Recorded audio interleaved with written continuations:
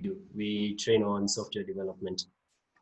So for today, we just to mention, eMobilis offers a variety of programming courses, and we sought to organize a webinar to discuss on the various programming languages and techniques used in the software development field, and the opportunities that are there if you choose to pursue a programming career. Steve Jobs once said, everybody in this country should learn how to program a computer because it teaches you how to think. You can forget about the country because obviously he was talking about his country of origin, but you can pick up the rest. Computer programming is a flexible tool that you can use to do amazing things that otherwise either seem impossible, laborsome, or are just too manual. This is the perfect time to start on tech if you haven't onboarded the train yet. The COVID-19 pandemic has flipped the world upside down. A lot of companies are shifting to virtual work modes, and the world needs programmers to work on systems that will revolutionize the labor logic. So for this webinar, I'd like our participants to try to be engaged as much as possible in the various sessions that we'll have. You can use the Twitter hashtag eMobilisProgramminer if you would like to share your sessions, the session as we do it on the socials. So basically I'll just share that slide for our various social media handles. So the hashtag for our webinar is eMobilisProgramminer. You can follow us at eMobilis on Twitter, at eMobilisTech on Facebook, and at eMobilisTech on Instagram. My personal Twitter handle is at Decrebill, as you can see next to the eMobilis one, if you would like to follow me. Then you can also just tag us as we go on through the webinar. So right now, during this portion, I'd like to introduce our speakers of the day, basically. Our webinar today has some amazing speakers who are doing exciting work in their respective fields, working for exciting and huge organization, and use their programming knowledge on a day-to-day basis. So that's why I implore our participants to be engaged during the session, because you can actually learn a lot from the speakers that we have today. So I will allow them to properly introduce themselves. Also, I would like them to post their social media handles in the chat section of this Zoom meeting, so that our participants can engage more with our speakers after the session. So I'd like to start with Roger Taracha, who is a senior Android engineer at Premise Data. So basically, Roger, at this point, I'll just like you to give us a brief introduction about yourself, and then you can just take it on and start our first session. So let me just unmute your audio on this end.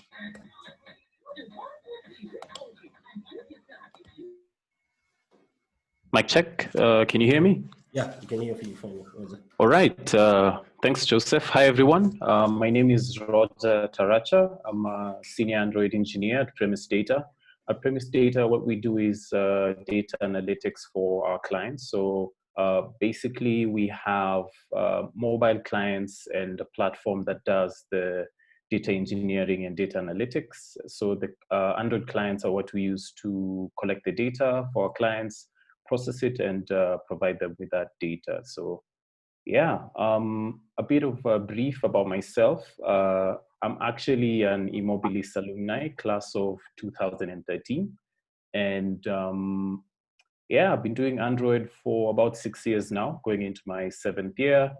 And yeah, I'm excited for this webinar. So without further ado, I think we can get into it. Joseph, if you can allow me to share my screen. I just have a few slides prepared and I can just get into it. Yeah, sure. So just a bit.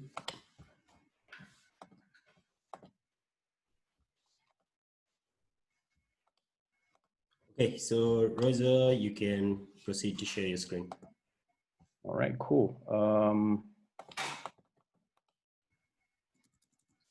All right, do let me know just if you can see my slides. Yes, I can see your slides. All right, cool. Let's get into it. So my social handle is at the bottom left at the Dancer Codes on Twitter and Instagram. So yeah, let's get into it. So today's agenda, I was given a few points to speak about, and that's what we'll be discussing today. First thing is just an introduction into Android, just the impact of the Android operating system, getting started in Android programming. For those of you who already have some programming experience, I'm sure this will be sort of like a refresher, and I hope you get to learn something new as well. And finally, UI and UX and material design in Android. So let's begin. So what is Android? Android is a mobile OS that was created by Google, and it's designed primarily for your smartphones and tablets.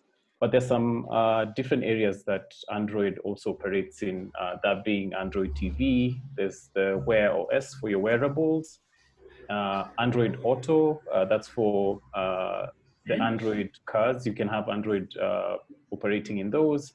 And finally, Android Things. This is for your IoT, Internet of Things, connectivity devices. Yeah, so let's go through a brief history of Android. Oh, all right, cool. For those whose mics are muted, kindly, if you could mute it. Yeah, you can proceed.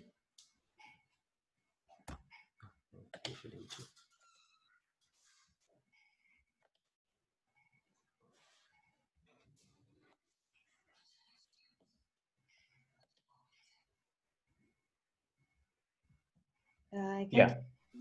Oh, sorry. I think we just muted as well. Can you hear me? Yeah, we can hear you now. Just all right, cool. So let's take so what I was saying is let's take a trip down memory lane to just see where Android began from the early days up until where we are today. So the first release of Android was called M3. This is the first public release that was released in 2007. And it was released alongside some of the earlier phones called the HTC. So the code name for the device was called Suna, the HTC Suna. So this is what it looked like back in the day. If you can see the screenshots on the left, extreme left, that's the home screen. And as you can see, the device was a touch device. It was a physical keyboard. In the middle, you can see a screenshot of what the web browser used to look like back in the day. And on the right, that was the settings screen. As you can see, it's highlighting the developer tools. And then after that, Android 1.0 was also released. So this is where, quote unquote, Android began. And the release date was the 23rd of September 2008. And the device that it released with was the T-Mobile G1. And this is what it looked like. There's a bit of improvements on the UI. As you can see, the phone had a trackball in the middle, still the physical keyboard, but a few improvements, especially around the search. And as you can see, that navigation bar that was there in the past had also been removed. And these are the specs of the phone. So as we go through the specs, just compare this to what we have today, right? So it had 192 MBs of RAM, and the internal storage was 256 MBs. And then the system image took about 64 MBs. That's the Android OS framework. Today, the system image is about 3 to 4 GB. So as you can see, today's system image cannot run on these earlier devices. And back in the day, what we know as the Play Store used to be called the Android Market, and it only had free applications. All right, so I think with that, we can go through the rest of the timeline real quick. Then came out Android Cupcake, that was 1.5. And one of the key features was the software keyboard. So instead of just having to use the hardware, the physical buttons, there was the software keyboard. Then later on in 2009, the same year, Android 1.6 came out. Its code name was Donut. And the key features was the new networks so that different users on different networks could be able to use the Android phones. And then they also started supporting multiple screen sizes. Then later in 2009, there was Android 2.0, that was Eclair. And the key feature was the high density resolution. As you can see, it's 800 by 400. Back then, that was really high density resolution. Right now, I think we are at XXX HDPI, which is it's way over 1920p. Yeah, 1080p, much, much higher than we saw in the earlier days. And then in 2011, we had Android 3.0, codename was Honeycomb. And the key features were the action bar and fragments. Fragments are the UI components that we use to build our Android applications.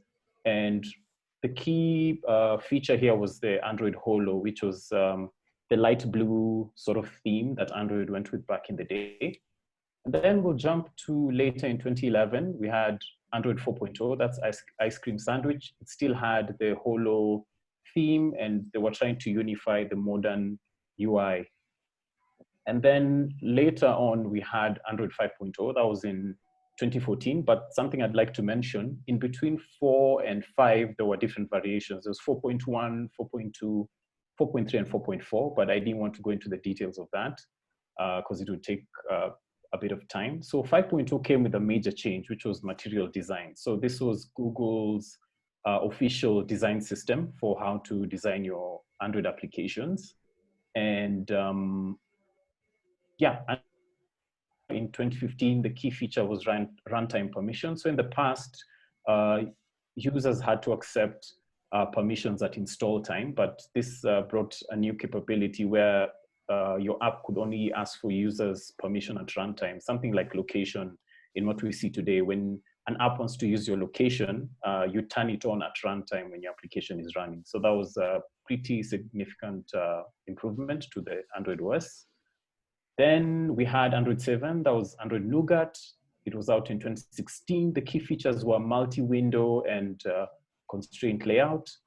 And yeah, multi-window is just having the ability to run 2 apps on a split screen at the same time. That was a pretty great advancement in Android at the time. Then we had Android 8.0, that was Oreo, which had Project Treble. Treble was basically refactoring of the Android OS to make it more performant and yeah, basically make the OS more performant. Then we had Android Pie, that was in 2018. The key features were gesture navigation and adaptive battery and brightness. That was really cool because it helped conserve, especially the battery of users on their devices. We had Android 10 last year, and the key features were the dark theme, privacy controls, and location controls. And right now, if you've been following Android closely, you can notice that they have a great drive towards user data privacy, especially around location data or any data on the user's devices. And with Android 10, they stopped naming the OSs after different desserts. So as you can see, the last one was Pie. Right now it's Android 10. And Android 11 is currently in beta, and the release date is to be decided. Some of the key features are the native screen recording. You can actually, instead of having to download a separate app to record your screen, that will come out of the box, and then the ability to auto revoke app permissions. So yeah, that was it for our brief history class about Android. For the Android developers in the room, you can try and see where in this timeline you started programming. I think for me, it must have been around 4.3, 4.4, around there. That was in 2013. Cool.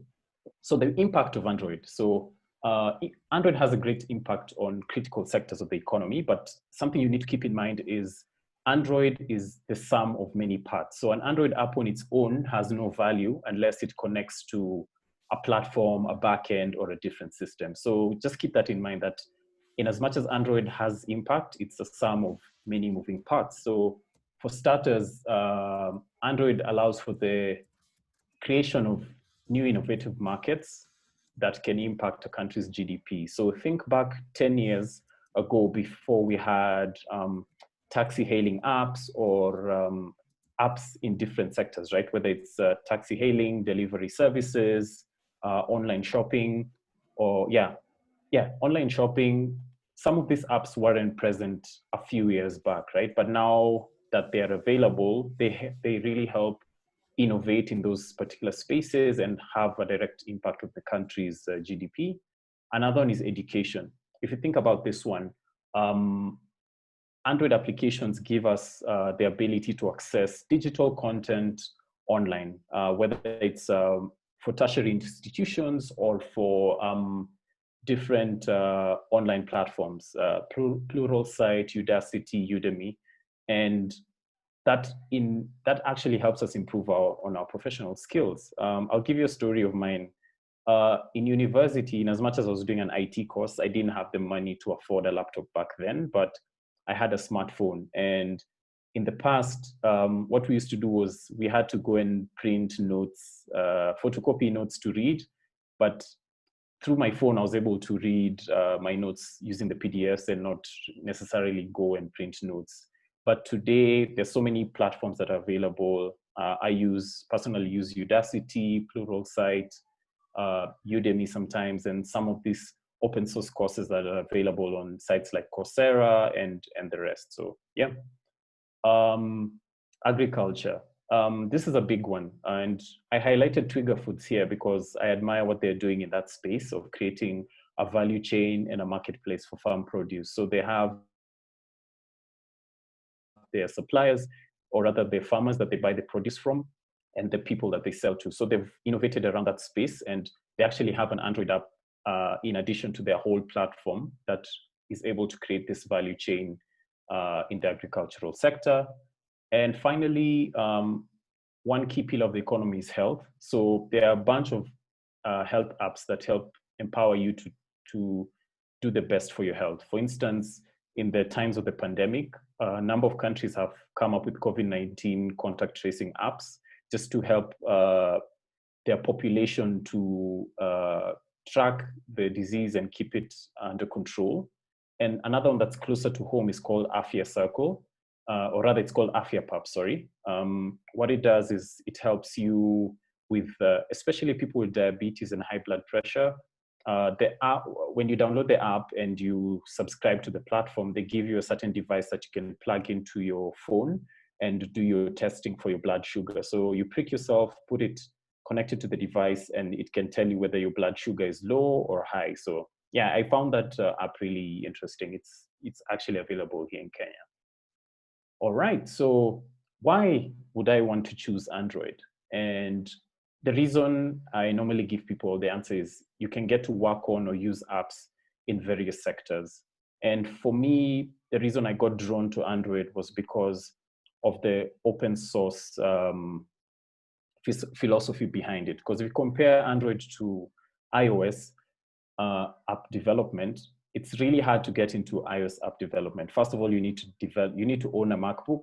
Second, the Play Store doesn't have a one-off fee. There's a yearly fee that you need to pay to host your app on iOS. But for Android, with $25 one-off fee, you have your account set up, and then you can publish as many apps as you want, provided they're in accordance to the guidelines of the Play Store, or rather, yeah, the guidelines and the rules of the Play Store.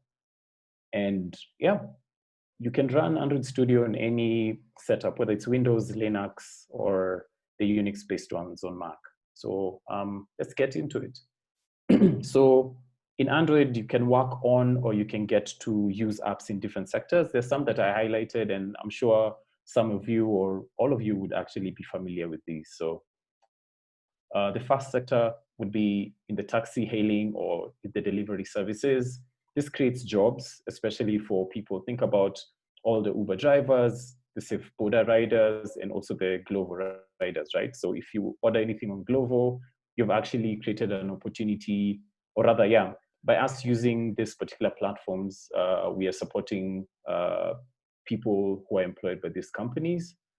We have the loan apps, the tellers and the branches. In case you need a short-term loan, you're short on cash, you can leverage these apps.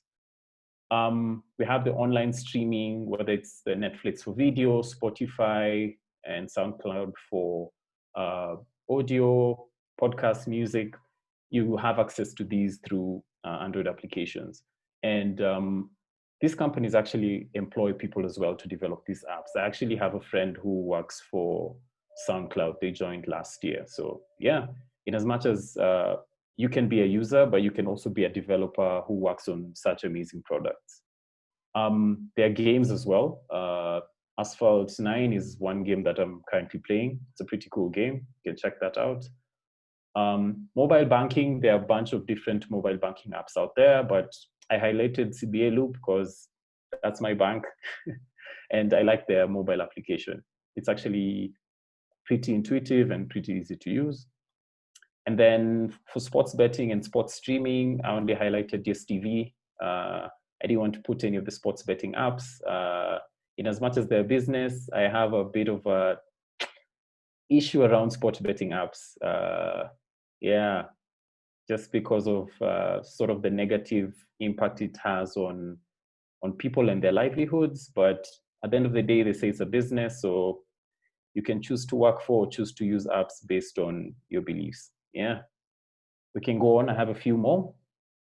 Safaricom. So Safaricom is one of the major internet and voice providers in Kenya, and they have different apps, whether it's for instance, Safaricom Home is for managing your internet subscription. There's also the My Safaricom app, which gives you access to M-Pesa and the different services that they have available.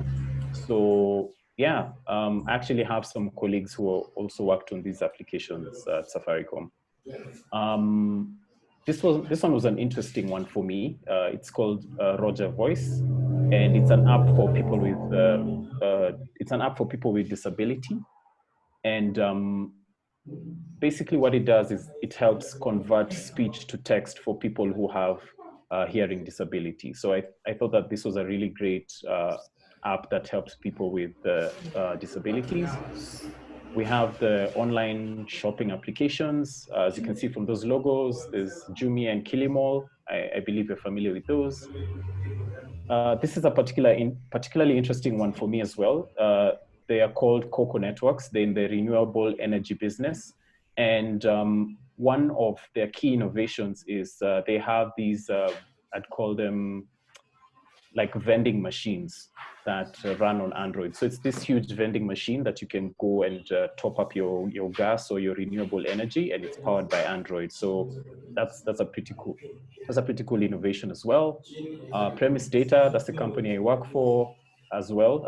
Data analytics, as I mentioned earlier, we have mobile clients, both iOS and Android, that help us collect data, and then the platform processes the data.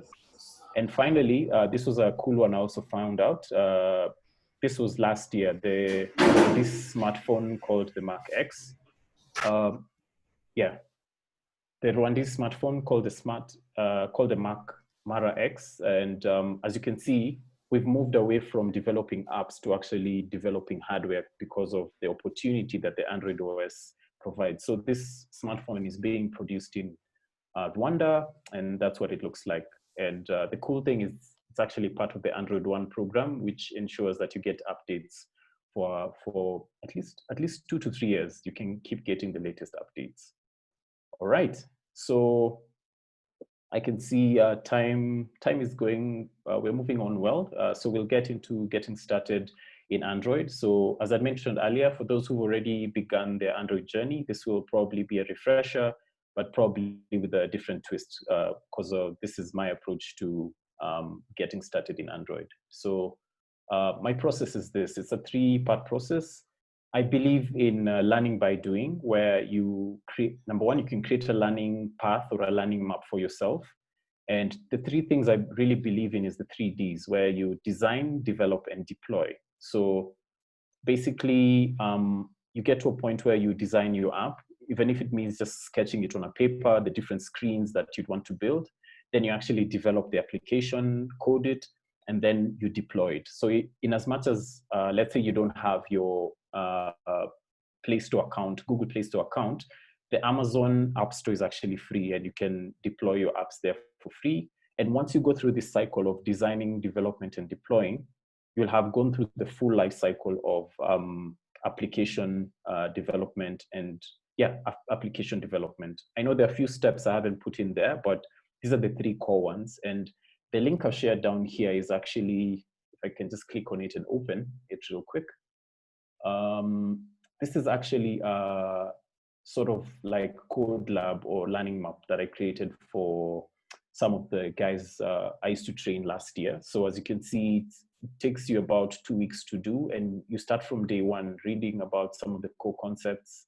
Here you get to design mockups for the application you're going to build, and then all the way to the different things where you do development, you learn about the different Android components, as you can see here, intents and filters, up until you host it on the Amazon App Store. So in a period of about 2 to 3 weeks, you'll have gone through the full cycle of design, develop, and deploy. So this is linked in the slides, so you can feel free to check it out after this. Second, the thing you need to know about programming languages, or rather Android in particular, is you should focus more on the fundamental concepts of the Android framework, and then the language will support the work that you do. So for instance, there's been this debate, Java versus Kotlin, and beginners, like, where should I start? Should I start learning Kotlin first? Should I learn Java? Should I learn both? What I'd say is this. The important thing is to learn how Android works, the framework. What are the components? How do you build your UI? How do you interact with a database? How do you interact with an API on the web? And as you do that, regardless of whether you use Kotlin or Java, the language will support the work that you do. So just keep that in mind. Understand the framework, and then you can go into the intricacies of the language as you go along. Finally, there's this key one that that has really helped me even through the time I've been doing Android development. It's called just-in-time learning. And the thing you need to realize is the Android framework is very wide.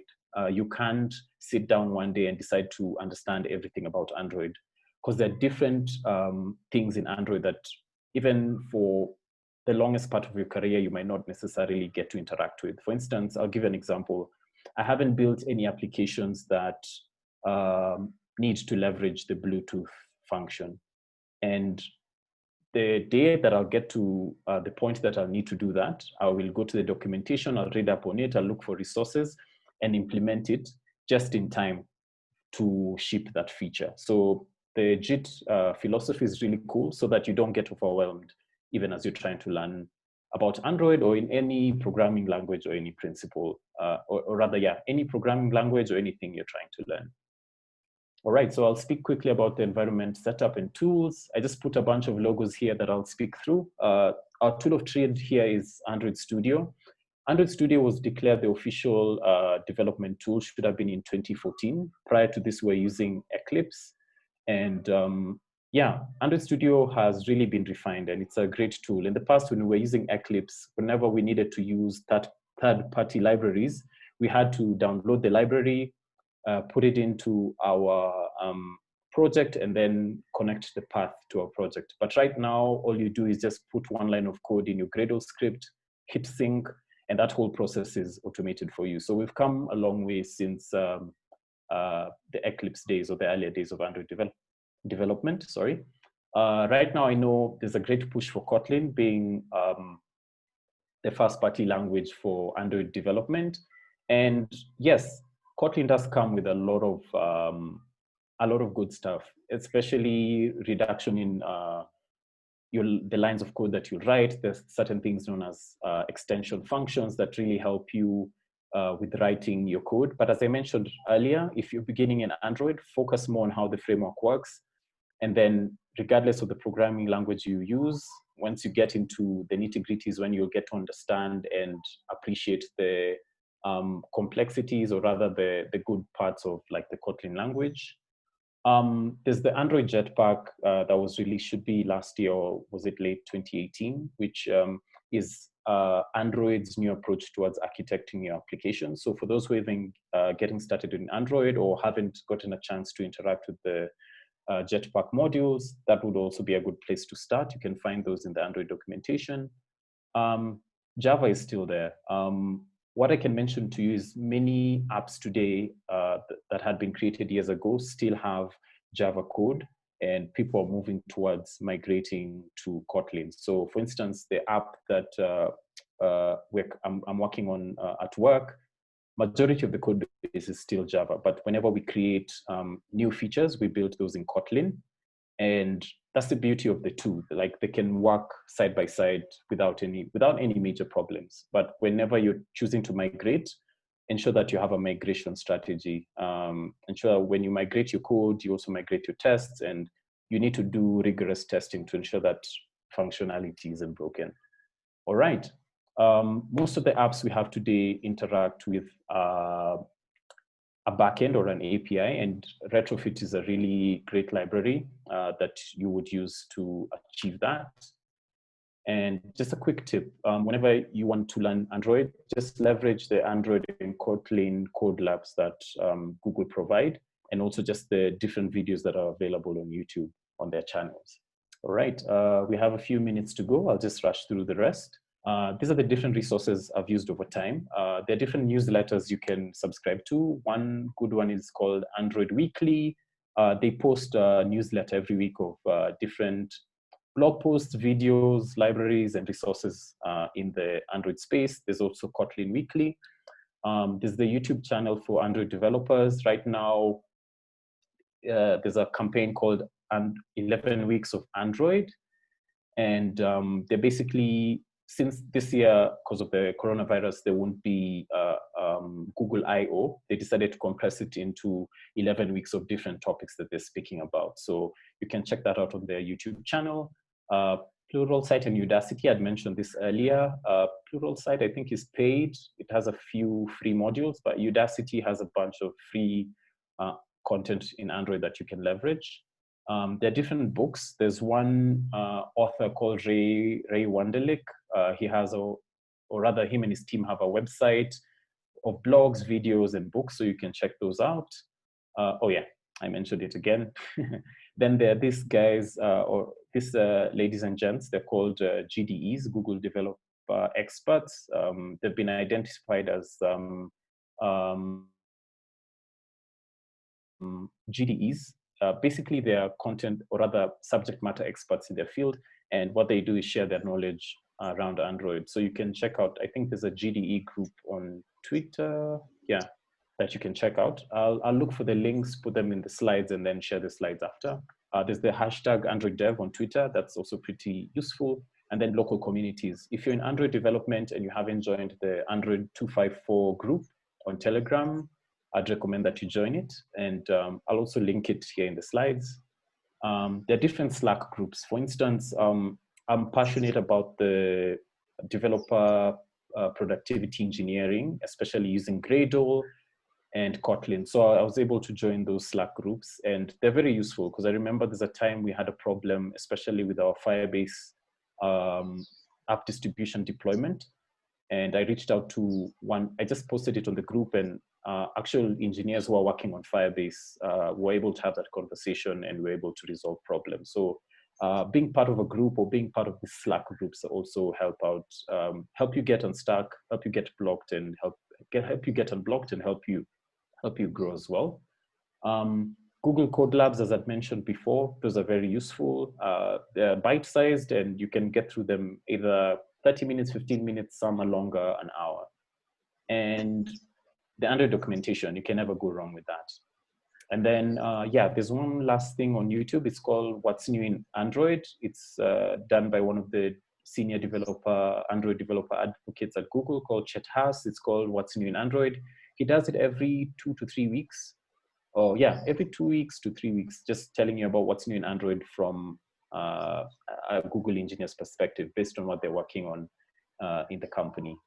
And then there's some podcasts, one called Android Backstage and another one called Fragmented. Although Fragmented switched from being primarily Android to development work in general. All right, we have 4 minutes to go, and we have the last bit, UI and UX and material design. As I mentioned in my earlier slides, material design was introduced in 2015 as Google's official design system for how to design their applications. And yeah, there's a lot of documentation that's available, and it just helps to streamline how the app should look to the user. So it's not only about how it looks, but how is it intuitive? Like, if a user perceives it as a button, does it behave like a button, and stuff like that. So there are different resources that I've used in the past. There's a Udacity free course on material design. You can actually check that out. It's on the Udacity platform, and they take you through just the different aspects of material design and designing for Android in specific. There's also the material design site that you can check it out. Right now, I think Google started pushing material design components on the different platforms. So you can check that out. And you can actually update your applications to follow the material design components pattern. There's the Google Design YouTube channel, and there's also a Udacity rapid prototyping course. I remember doing this one, and it helped me come up with a rapid prototype. So from sketching, you can go to the point of creating high fidelity mockups with tools like Adobe XD or Figma, and then you put them into InVision and create a mockup, sort of like a real mockup. It doesn't have real functionality, but when you tap on the screen or click, those pages actually swipe in and out. So before you even start developing, you can give that prototype to users, and they can give you feedback on whether the prototype makes sense, on whether certain user flows make sense or not. And it's a great tool for you to get user feedback. All right, and then Ray Wanderlek, I'd mentioned him earlier. They're currently working on a design book for mobile design. So it's not yet out. It will be out later in the year, so you can check that out. It currently is about $29 to $30 for the book. All right, that was it with a minute to spare. Thank you for your time, and I hope you found this informative. I believe Q&A will be towards the tail end, so I'll hand it back to Joseph. Thank you. Yeah, thank you so much, Rogers, for that. It was quite informative, and I think it's the most informative crash introduction to Android I've ever seen. Don't worry if something skipped your attention. We shall share this recorded session on our YouTube pages. And if you like anything, you can just communicate to us via our social handles, and we shall reach back to you. So great. Then now next, I'd like to now us to discuss more on Python. So now we're going to talk a bit about the Python language. Let me just share my slides. Okay. So our first speaker on the Python programming, we actually have two for you today. The first speaker is Miss Murage. She works for Women in GIS, the Kenyan initiative. So she will just take you through more on Python, how she's been using it day to day, and the lessons she's picked along the way. So Miss Murage, I'll give the virtual floor to you. Thank you. You can allow me to share my screen?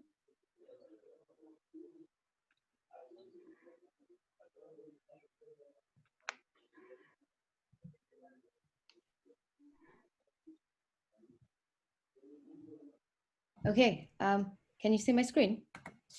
Not yet. Oh, 1 minute.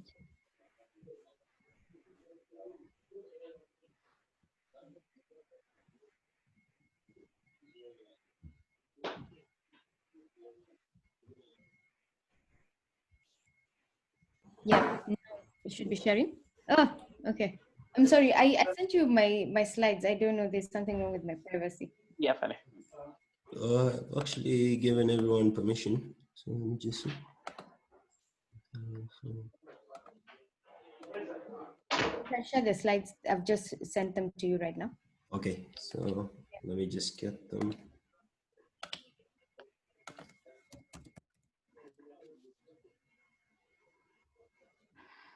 I'm not sure what's happening. You've shared to my email or to Koi's? To the chat here right now. Oh, okay.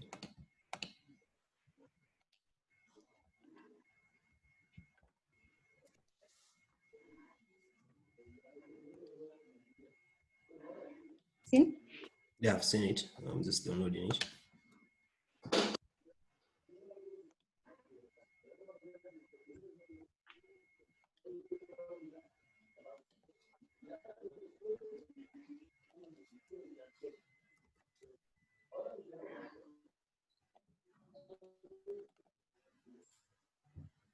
It's coming in a format I can't really open on my end.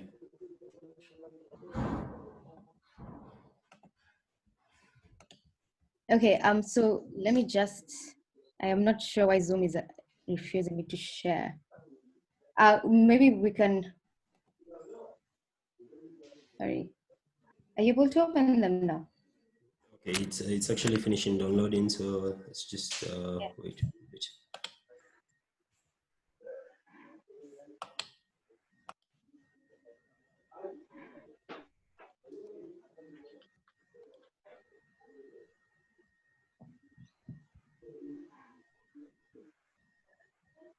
Okay, I'm currently opening the file.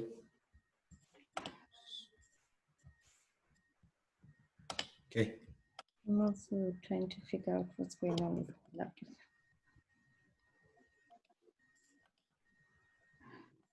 Can't read. Okay, let me just drop off this. We can proceed with the next participant as I drop off this call and just rework my settings. Oh, okay. Okay. Okay, so I'll just move on to the second speaker on Python. Maybe they're a bit ready as we wait for Miss Murage to fix on her side. So the next speaker is Mohammed Mwijaa. So let me just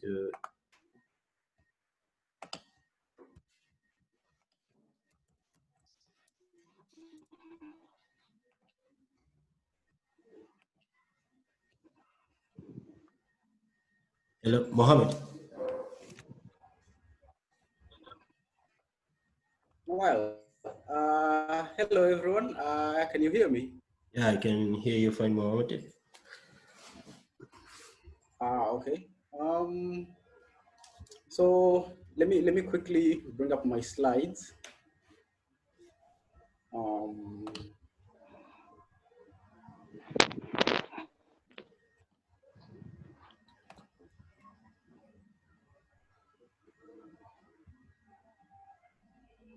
Sorry, just a reminder for those who are not the main speakers, if you could kindly mute so that we can clearly hear the speaker. It's a bit distracting for the speakers when there's background noise. Thank you.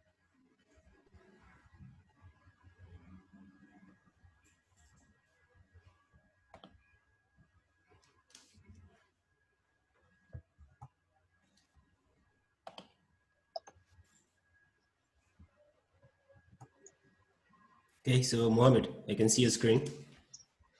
Oh, you can see my screen. Huh? Yeah, I can see your slides. Awesome. Yeah. So hi everyone.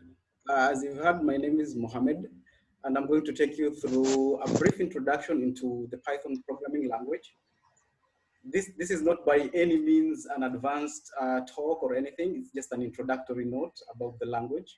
So we'll be talking about some pretty basic things here, but very well into the programming language itself. So I'll start with a quick introduction. I am Mohammed Mwijaa, a full stack engineer at Nexus Technology Consultants. I am currently based in Mombasa, where we primarily use Python and TypeScript for our full stack web applications. I am also a geospatial analyst, actually graduated from Moi University, and I'm also a computer science enthusiast. I really like doing cool stuff with computers. So now that the introductions are out of the way, let's get right into it. So yes, Python. It's an interpreted, high-level, general-purpose programming language. There are a few keywords that I have highlighted there, which are of paramount importance in this definition. Python is not just a programming language. It is interpreted, it is a high-level, and it's also a general-purpose programming language. So what do these terms mean? An interpreted programming language is where the interpreter or the compiler for the language processes the instructions you give it one after the other. That is sequentially, right? So it does not require you to compile your program into, let's say, an executable or something like that. What you do is you just take your code and you run it and you're ready to use it. Another example of an interpreted language is JavaScript. I know JavaScript is very popular. I hope most of us have used it, even if it's very limited use, but it's very popular. And yeah, even if you haven't used it yet, I can promise you that in the future you might be using JavaScript. So Python is an interpreted language where you write your statements or instructions for that matter, and the interpreter processes them one after the other sequentially in the order that you've written them. So what's a high-level programming language? This is a language with a very strong abstraction from the details of the computer. And by abstraction, we mean it's some kind of a black box implementation where some of the functionality is hidden from the user. So you don't have to worry about that. You just have to worry about your code and let the translations, let the computer do the translations for you, and you get your results. So in contrast, to like low-level programming languages, high-level languages can use very user-friendly language constructs, because some of that work for translating those language constructs has been done for you. So you'll find that they have a rather simpler interface. They have a rather simpler syntax, and the more the abstraction, the higher the level of that language. So you'll find that there are low-level languages, then there are higher-level languages, and there are also languages that are very high on the high-level, let's say, scale.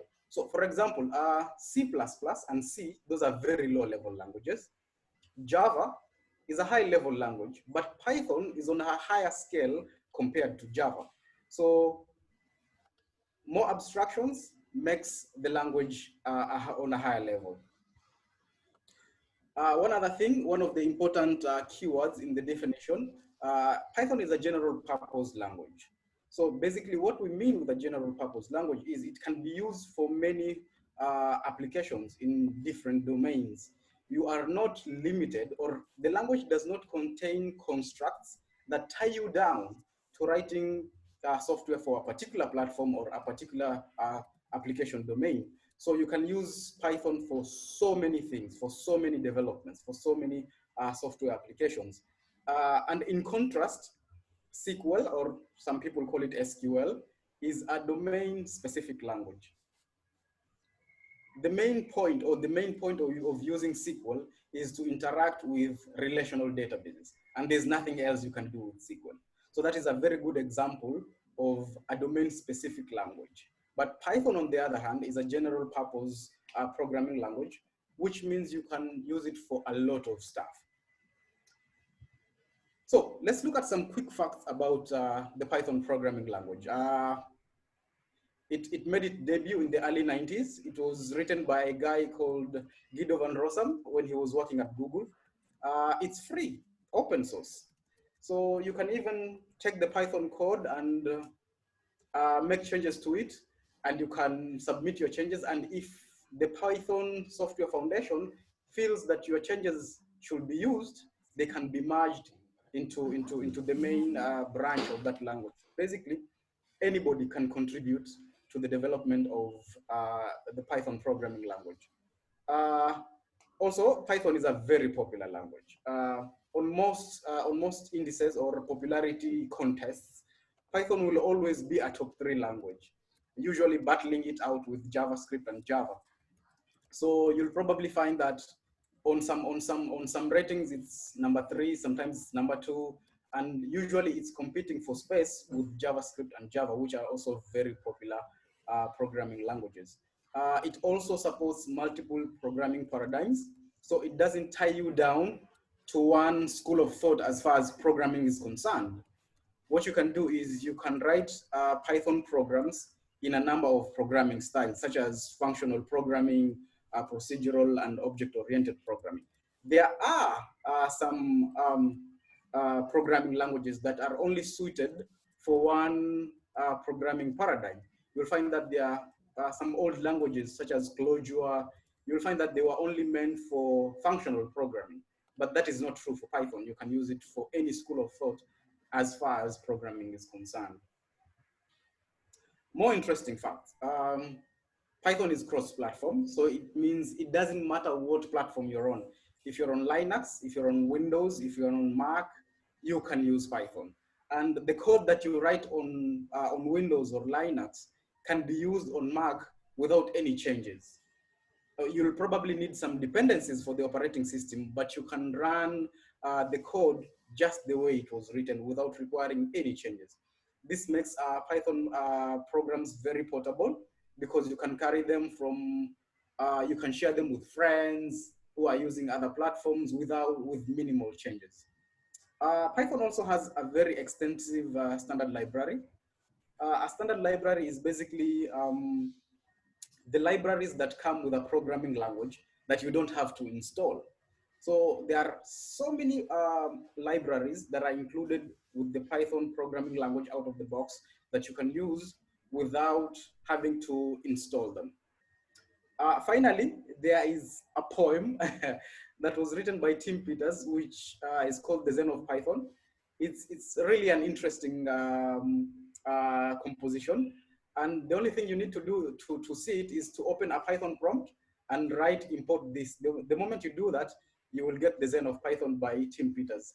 It is basically a declaration of the design implementation as it was seen by the creator of Python. So it emphasizes on using the good design functionality and readability and all the good stuff that Python brings with it. So what can Python be used for, right? We've looked at the definition, we've looked at a few facts, but what can we use Python for? Python is general purpose.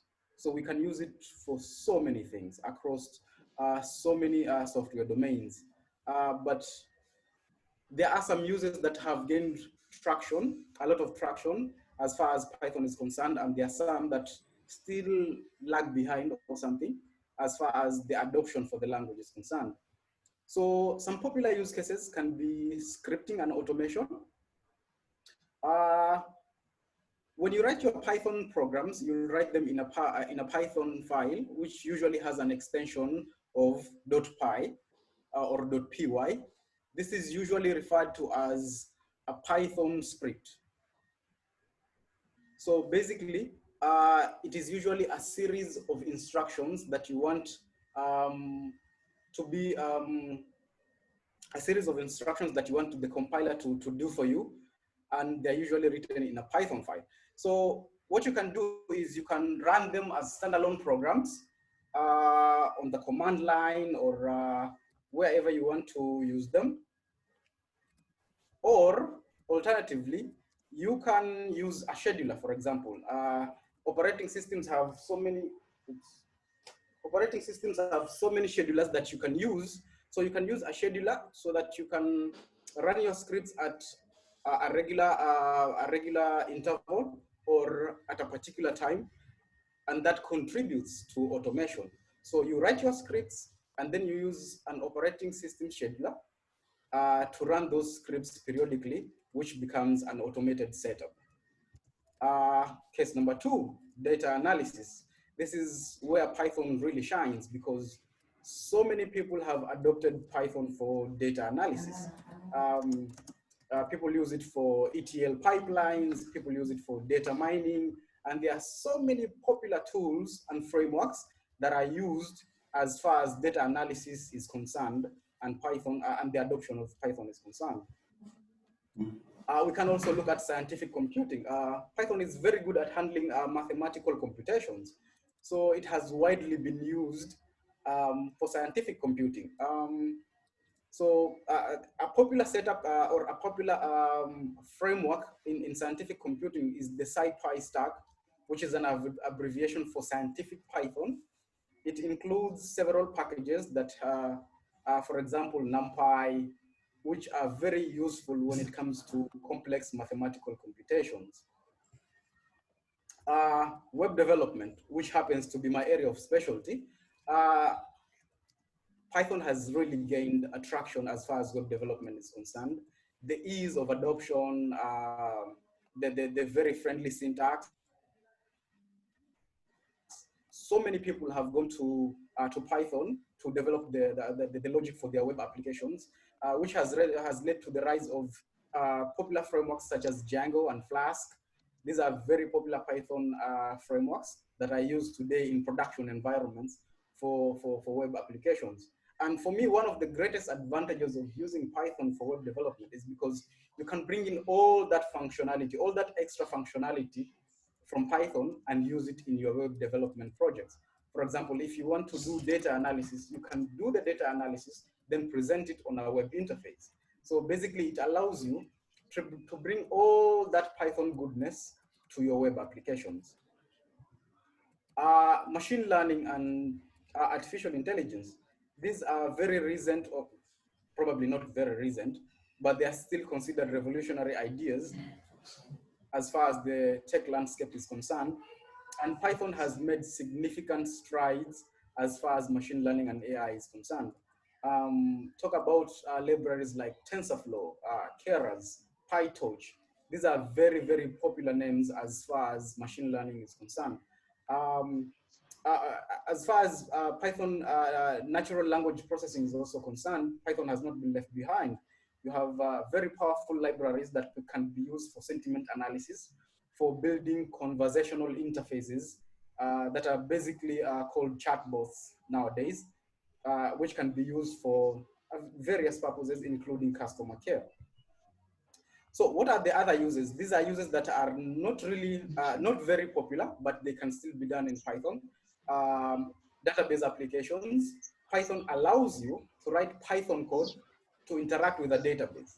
So basically what you will do is you'll write Python code, but it will be translated into SQL, and the operation that you wanted to do will be executed in SQL on the database. Number two, you can use Python for system administration. There are so many people who use tools like Fabric that run Python under the hood, that are used to remotely manage systems and like do software upgrades, do security patches and that kind of thing. So there are also graphical user interfaces that are written with Python. Tqimta is actually part of the Python standard library, and you can use it to create desktop apps using Python. Of particular interest to me is Kiwi, which is kind of a recent library. It can do graphical user interfaces which take advantage of touchscreens. So basically you can do mobile applications, you can do, that is POS, point of sales user interfaces, where the users just use the screen to interact with software. So these are examples of where you can use these libraries. Web scraping, this is concerned with fetching data from web pages and then passing the data and using it as objects in Python. So we have Beautiful Soup, which is a very popular, as far as passing of data is concerned. Then there's game development. There are a number of games that are written in Python, and there are very popular tools and frameworks that can be used to develop games.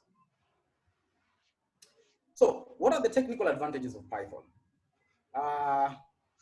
It is very easy to learn and use. I can tell you for free, if you took two very green people or people that are not developers, and then you give them a task, one to do in Python and another one to do in another probably lower level language, the person who is doing it in Python will probably finish faster, because they can quickly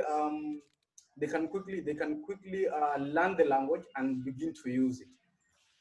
Number two, Python has a very, very large community. You have users from different professions. These are people that make sure certain libraries are available for Python developers to use. So you have mathematicians, you have geographers, you have business intelligence professionals. They, at the end of the day, they make sure that so many libraries and so many wrappers for popular libraries are available for Python users. Like I said, Python has a very extensive standard library. There are so many tasks that you can do without even installing third-party libraries, because those libraries are already provided for you by Python out of the box. Python is cross-platform. You can use it on any platform, so you can do your work on any platform. You can deploy your programs on any platform. It is also multi-paradigm. So, for example, if you're doing a project, then midway you decide maybe we need to shift to object-oriented programming. The switch is very easy. You can quickly switch programming paradigms for a project, where if you are using a very rigid language, you might have to move to a different language or maintain two code bases, which will be quickly become so finally, Python does not use pointers. And people have looked at this in different ways. There are people who say that this is a weakness for Python, but I tend to think that it's an advantage, because languages that use pointers are basically a way to address objects in memory, in computer memory. So lower level languages such as C and C++, even Java, they use pointers. But usually pointers are a source of trouble, because if you don't deal with them the way they're supposed to be dealt with, you are going to end up with very, very big problems, such as memory leaks, memory corruption. So at the end of the day, your programs will become unreliable. But because of the fact that Python does not use pointers, it means that the programs you write using Python are very, very reliable. And you are less likely to suffer memory leaks and memory corruption when you are using Python to develop your programs. So, of course, anything that has advantages has a few disadvantages. So Python is slower than compiled and lower level languages. It's not slow, it's just slower than these languages, because they are much closer to the hardware. They can control memory very well, whereas Python is a higher level language, and it doesn't really have that much control on the hardware. Runtime errors are also very common in Python, basically because we use dynamic typing. We don't use strong typing. For example, the way you will do it using a language like Java. So at the end of the day, you might ship bugs into your code, but still Python will tell you that there is a problem with your code. Yeah, and also Python data types are very flexible, which means they will consume a lot of memory. So this makes Python very unsuitable for applications that are memory intensive. Also, Python, as much as you can use Python to access relational databases, the database access layer, which is responsible for interfacing with databases, is not really as advanced as in other languages. So you might have trouble interfacing with legacy systems. Legacy systems basically means systems that were developed or deployed some time back. So this is more of backwards compatibility. So the database access layer can be used very well with newer technologies, but with older technologies, you might have to do some hacky things to let Python work with your databases very well. So having looked at all that, who uses Python, right? We've said it's very popular. So who uses Python? And these are the big players. These are software giants who use Python. Actually, Python is very extensive and it's used by so many. This is just a short list, just showing the big players. But out there are so many Python-powered software applications. The list is probably endless. But a few places of note. Python is one of the 4 main languages at Google where it is used in production-grade server-side applications. So many languages are used at Google, but the main languages are Python, C++, Java, and Go. So also Python is very popular at Facebook. Facebook even develops a machine learning library called PyTorch, which is written in Python. Instagram, I believe all of us are on Instagram here. So every time you are using Instagram, the backend for that application is written in Python and a popular web framework called Django. Spotify and Netflix, they also use Python for backend services, and especially for data analysis, which powers their recommendation systems. You'll find that whenever you go on Spotify or you watch some movies on Netflix, Netflix will tell you, hey, because you watch this, you might also like this. That kind of recommendation, it's Python running under the hood that does that kind of recommendations for you. Firefox at Mozilla, their website is powered by Python, and the browser plugins for the Firefox browser are also written in Python. Raspberry Pi, which is an IoT platform, it's a single board computer. It was developed with the idea of using Python in mind. In fact, the Pi in Raspberry Pi stands for Python. So the Raspberry Pi Foundation extensively uses Python in development of this platform. Dropbox, which is an online document storage, file storage, and synchronization service, extensively uses Python. Actually, Dropbox, before Guido van Rossum retired from active development, he changed positions from Google to Dropbox, where he influenced a lot of Python usage while he was there. Finally, we have NASA and National Geographic. They also have their websites powered by Python and Django. So a quick summary, Python is a very popular language. Very, very popular, usually top 3 are popular. It has advantages and drawbacks, but the general rule is the advantages far outweigh the drawbacks, and it's become a very popular language for software development. I know there are learners out there, they are also advanced users for Python. Learning Python is a significant step towards a very good career generally in technology and also in software development. So if you are there, if you're thinking about it, take the first step and learn Python. There are also a couple of useful resources. You can go to the official Python website, where you can get the latest news and whatnot about Python. Real Python happens to be my personal favorite. It has top-notch tutorials and information about Python. The Hitchhiker's Guide to Python is also a very wonderful resource. For those of us who are familiar with web development, you'll also know about the W3 School, which also has a Python guide. And come on, YouTube. It has tons of tutorials about Python, and it is a very good platform for you to learn Python. So if you are thinking about it, once again, go ahead and learn Python. You will not regret it. I promise you that. So I've been told that QA is towards the end of the session, so we will skip that for now. And thanks a lot for being a wonderful audience. Thank you so much, Mohammed, for that. That was quite a lovely introduction to Python. So if you're thinking about taking up the Python course, I hope you really paid attention to what Mohammed had for you today. So I'll just move on quickly to the next speaker, Ms. Murage. I believe now we are ready with the slides. So Mohammed, you can just stop the share for your screen.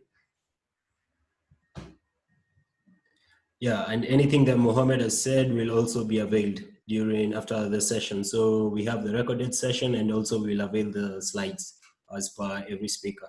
So right now I'll just move on to Ms. Murage. So let me just unmute.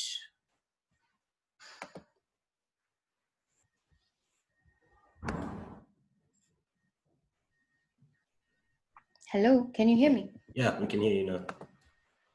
Okay. So I suppose you can be able to share your screen now? Yes. So these are your slides, I hope. Yes, just find it.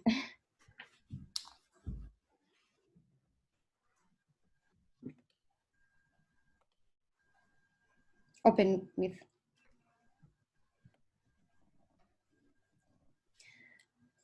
Okay. So I stop there? No, the first slide, the second slide. Yeah. Yeah, sorry guys, my laptop has an issue. I'm unable to share on Zoom specifically. But yeah, I think this will suffice. So Mohammed has done a very deep dive into Python, and I'll just follow up briefly on what my experience with Python. So very quickly, I'm the research and development lead at Women in JS Kenya. I'm a special data science and a geogeek at heart. I have about 3.5 years experience in software engineering. I was working as a data engineer, backend data engineer at a company called Go Intelligence, just working on automation flows and ETL workflows. Most recently, I've been working in the domain of spatial data science and data science in general, the University of Liverpool. So my main stacks are Python, R, and SQL. And I have a background in geospatial engineering. I started off as a geospatial analyst. So the bulk of the domain space or the domain problem sets that I focus on relate to geospatial problems. So I will tackle on Python in terms of the experience of a geospatial analyst, engineer, and data scientist. Can we move down a bit? So yeah, intro to Python, there's a very fun app. Yeah, I'm sure you guys context Python programming. There's not that kind of Python programming, but yeah, sure. We have an intro to the, go down, sorry. So like Mohammed touched on, it's a high level interpreted language, general purpose language, and is used for analysis. If we go down a bit, you'll need to open that in, no, go down, go up. You'll need to open those slides in. Are you able to open this in the Google Drive? No, I'm currently just opening it via email. It's refusing to open with a PowerPoint presentation. Okay. Okay. So one of the advantages of Python is, okay, one of the advantages of Python is like Mohammed mentioned, there are several, let me just open this. So in data science specifically, Python and R go neck to neck in terms of their advantages. So like Mohammed mentioned, Python is a high level language that was built on top of C++ and C. And basically it's like a wrapper library, and the underlying code is in C++. So one of the advantages of it is that it has very extensive libraries in numeric computation and data analysis, and therefore is a favorite package for data scientists to use in analysis and statisticians. And some of the common libraries we have are pandas, numpy, portlib, skit, seaborn, TensorFlow. Obviously that whole environment is very easy to work in terms of doing your big level big data computations, as well as Keras for machine learning and deep learning. We have automation frameworks like PyTest and Selenium and PyUnit, which are very good in terms of if you're interested in looking into a career related to data and automation, data engineering specifically. This is backend. You're not trying to make pretty websites for those of us who are creatively inept in choosing colors. And in terms of IoT, the good thing with Python is that it's very portable as a language. The wrapping and the PEP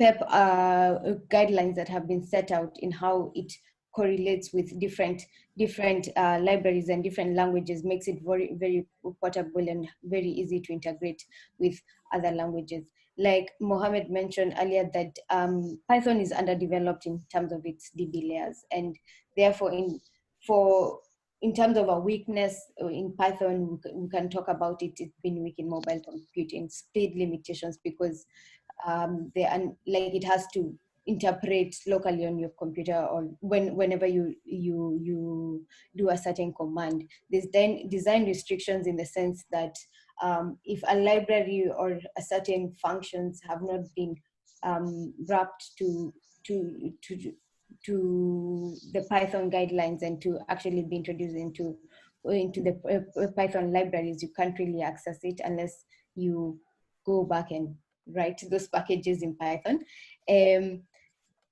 It's simple, it's readable, there are so many IoT opportunities.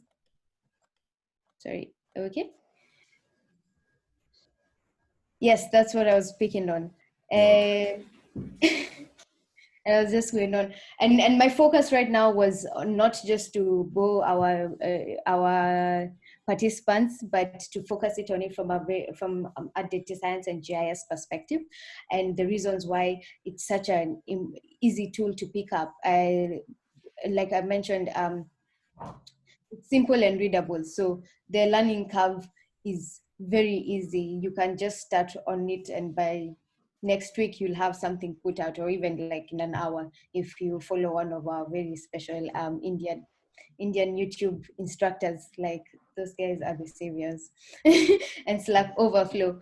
So yeah, these are some of the pros and cons, the main pros and cons of Python, and those were definitely covered extensively with our last speaker.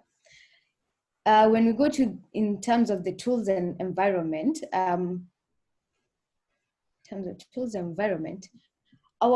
my key focus here in this presentation was just to look at a starter pack for like a newbie Python programmer.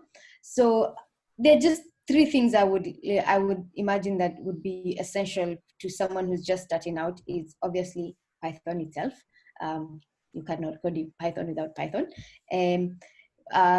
Two environments to code in Python that I would really recommend for any newbie starter in Python programming is PyCharm, the community edition, or the paid package if you feel like going that far, and Jupyter Notebooks.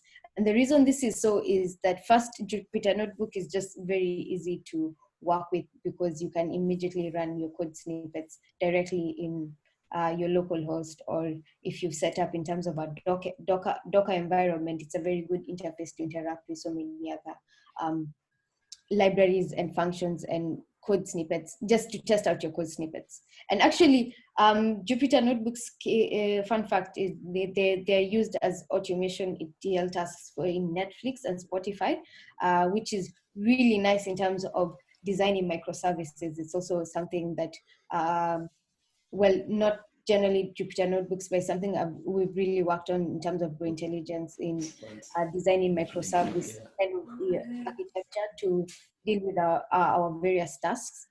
We do, in addition to the writing IEDs, that is PyCharm and Jupyter Notebook, we have the community in general may be torn between Conda and pip. So when it comes to Python programming, there are very many versions of Python programming, and sometimes depending on your laptop, especially for those of you who have MacBooks, Python does have a very annoying way of the different versions conflicting with each other. So a very important aspect to look at when you're doing Python programming is handling your environments and helping you to automate your spinning up your environment, so that if there are certain libraries, especially like in data science, there are certain libraries that may be relevant to Python 2, and you want those to be relevant to Python 2, and the interaction between those different versions compared to if you were testing something on Python 3. So Conda is very good in terms of managing your Python versions, managing your package installs, creating various environments, and also helping you to install these various packages, because you have Python itself, and then the libraries you want to work on, you have to install them that are compatible with Python. So there are two main ways. For the package handlers is Brew, pip, and Conda. But the reason why I like Conda is because Conda is both an environment manager and it's also a package manager. You can also look into that very well. There's a link. It's in the notes of the notes showing the different pros and cons of pipenv or virtual env compared to Anaconda. So in general, if you want to get started, you need Python. I would suggest very early on to familiarize yourself with the environment manager and one of the IDs that I've mentioned to you, Jupyter and PyCharm.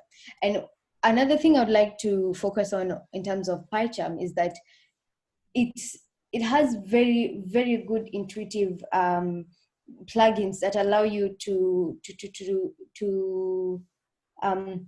write your code in the correct standard and guidelines that are outlined in PIP 8. PIP 8 is the style guidelines for Python, and it allows you very early on to get a sense of the correct syntax, correct documenting on your code line, code blocks, and just the style and naming of your functions, which is really important for readability. It's a huge plus for Python. And more importantly, if you're a professional programmer, you are not focused only on getting something done, but getting that thing done efficiently and also avoiding technical debt. Technical debt is when code has to be maintained several times after it's already been written, which is not professional in any way, shape, or form. So who uses Python? Can you go to the next slide? Yeah. So who uses Python? Like I mentioned very early on, yeah, data scientists are a big fan of Python, hobbyists, school people, software engineers. It's very, very big on back-end engineering because of just how extensive its automation frameworks are. Like when I talked about Selenium and PyUnits for continuous integration tests and continuous integration CI/CD, continuous integration testing and development. And the reason behind that is that the packages that are built on Python are very robust. We did talk about the limitations of Python in terms of speed and memory consumption, but looking at the various tools out there, including cloud computing and parallelizing your code, it's still a viable language to learn, seeing that people are using it despite its limitations, and companies such as AWS, Google, Netflix are still using this. It's a very kudos to that. Business development, yes, Python is also big on its visualization libraries like Plotly, Dash, Matplotlib, and the like. So there are various number of people who use it. It's very readable. One of my first instructors just told me that Python is English. So if you know English, you know Python. You'll see something like, find this in this. And if you want to get started on a programming language, I would take Python to be the program of choice. So that's a short intro I had on Python. And very quickly, I wanted to talk about how we use Python and how we use programming languages in Women in GIS. So Women in GIS is a community of academics, software engineers, industry, private and government stakeholders who look into tackling various societal issues from a spatial perspective and from issues that are not usually touched upon in the day-to-day mainstream. So a key project that we have worked on, the next slide. We're part of the COVID response team with the State Department, the Office of the President, to inform on the current initiative or current response initiative for the Kenyan government with regards to the COVID response. For all of you who are still on lockdown, I'm sorry. But if you go to the covid.co.ke site, you'll be able to see some of the applications and that have informed the government's response to COVID, and some of the tools and the analysis that is done in terms of the dashboard was something we developed for the State Department and the Ministry of Health on behalf of the Office of the President, as well as the risk map analysis we did was some of it on the back end of Python and ArcGIS programming. So very quickly, if I can just mention for anyone who's not familiar with what GIS is locational analytics. So you're basically looking at a problem from where things occur. There's inherent inherent assumption that issues that are close together have contextual problems that relate to it. So in terms of Python being the program of choice, is that a lot of GIS software and a lot of JS problem sets have been developed and libraries have been developed on top of Python. So there's a lot of opportunity to automate those problem sets and problem tasks. And if you're interested in finding out more on that, you can be able to go onto our page on Women.js that I've linked there below, as well as our Twitter handle. Go down to the next slide. So in addition to the main dashboard for the Kenyan COVID response system, we also had a risk map analysis, just taking various satellite images and combining different factors and different data sets to come up with a risk vulnerability index. And in this regard, when we're doing this task, the main bulk of the project in this task was on data unified layers, data unification of layers, and Python was useful in terms of automating those models and rerunning this vulnerability index map several times into such a point that we're able to come up with very stable index that can be able to guide the response of the country. We also had we also had a COVID self-test kit, which also feeds to the main dashboard and to the risk map. That basically on this dashboard is similar to like an Android dashboard that is able to pick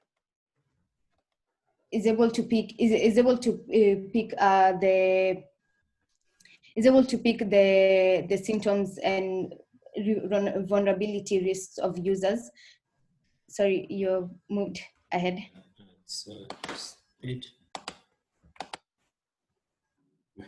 Is able to pick the vulnerability symptoms of users and be able to locate to people around that they've been a high index of this number of people who said that they have this number of symptoms and this kind of symptoms that are related to COVID, and therefore your area you can be able to be alerted that there's someone who potentially has COVID and you should be careful in that space. So just very quickly on the team. Yeah, we have the team behind that. We have several people on our team dealing with that COVID response, as well as some of the companies that were aligned on our COVID dashboard. We have our strategy and partnership lead, operations advocacy lead there, and myself as the research and development and technical lead, as well as our associates and technical strategic advisors. Yeah, so that was it. If you're more interested in finding about Python in its application in data science and GIS, you can be able to find us at info@widgets.com and widgets@gmail. Thank you. Thank you so much, Ms. Mwijaa. That was quite informative, and I actually told you our speakers are currently involved in exciting work. So you can see that she's actually using her Python knowledge to kind of help. Actually, it's not kind of. She's helping in the victory against COVID-19, for lack of a better word. So that's quite awesome. So at this point now, we'll just take a 5 minutes break. Then after the 5 minutes break, we'll have a tech recruiter to speak to us. So this is where now you as participants know what is required after you've learned how to program, how you will be able to package yourself for the market out there. So see you after 5 minutes.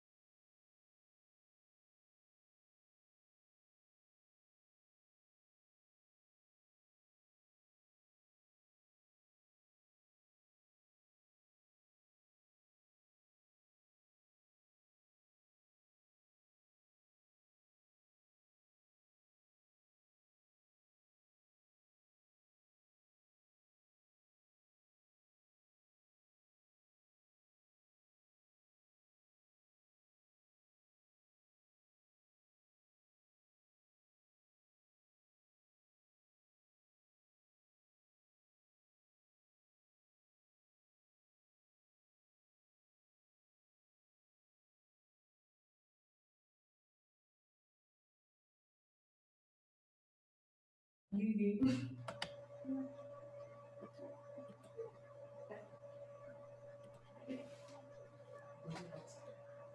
so guys, welcome back.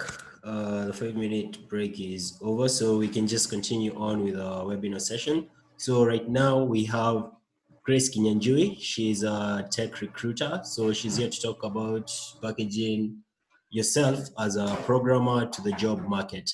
And I like to co-host this particular session with a colleague. So Claire, you will just take over this session from me and ask the relevant questions to Grace. So let me just unmute.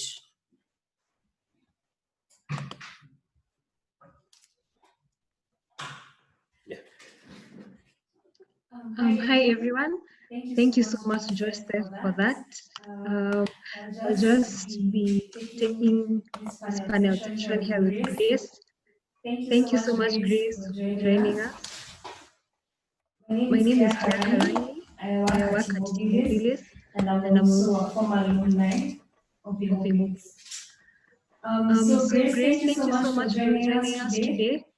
We'd just like to know more about you. You tell us who is a tech recruiter, what you do, and what we need to know.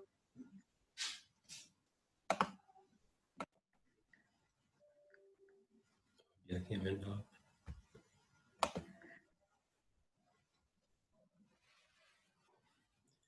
hello, Grace.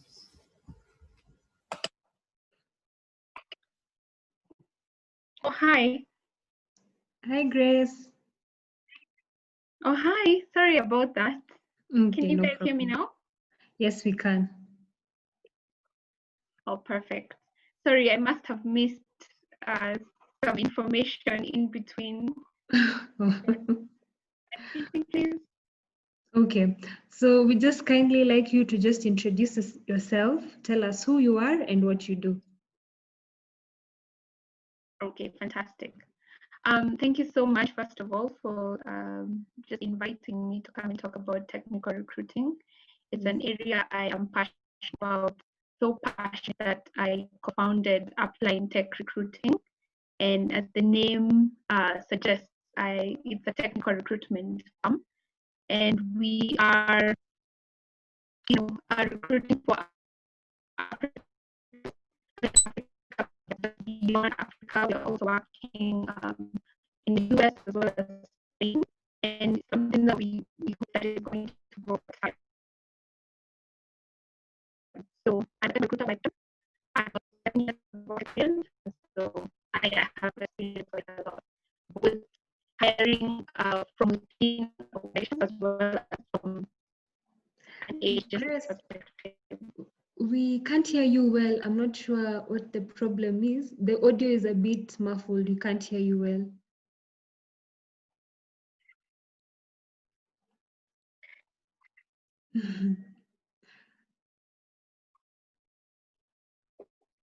Okay. I think the log in my phone. Sorry? Maybe that yeah, I'm so sorry. Okay.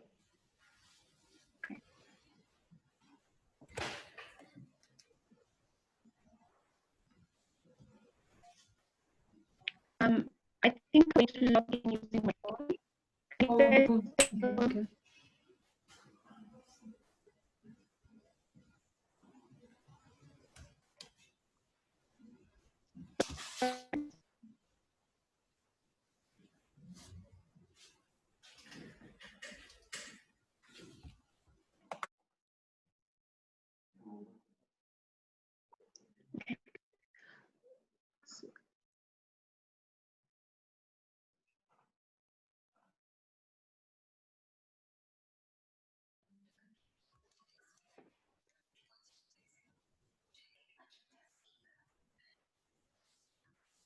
Hello?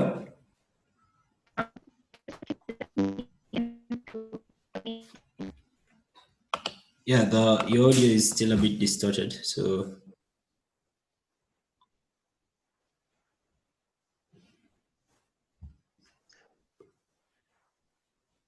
Okay, so just a bit as Grace works on an issue. Let's just give it some 2 minutes.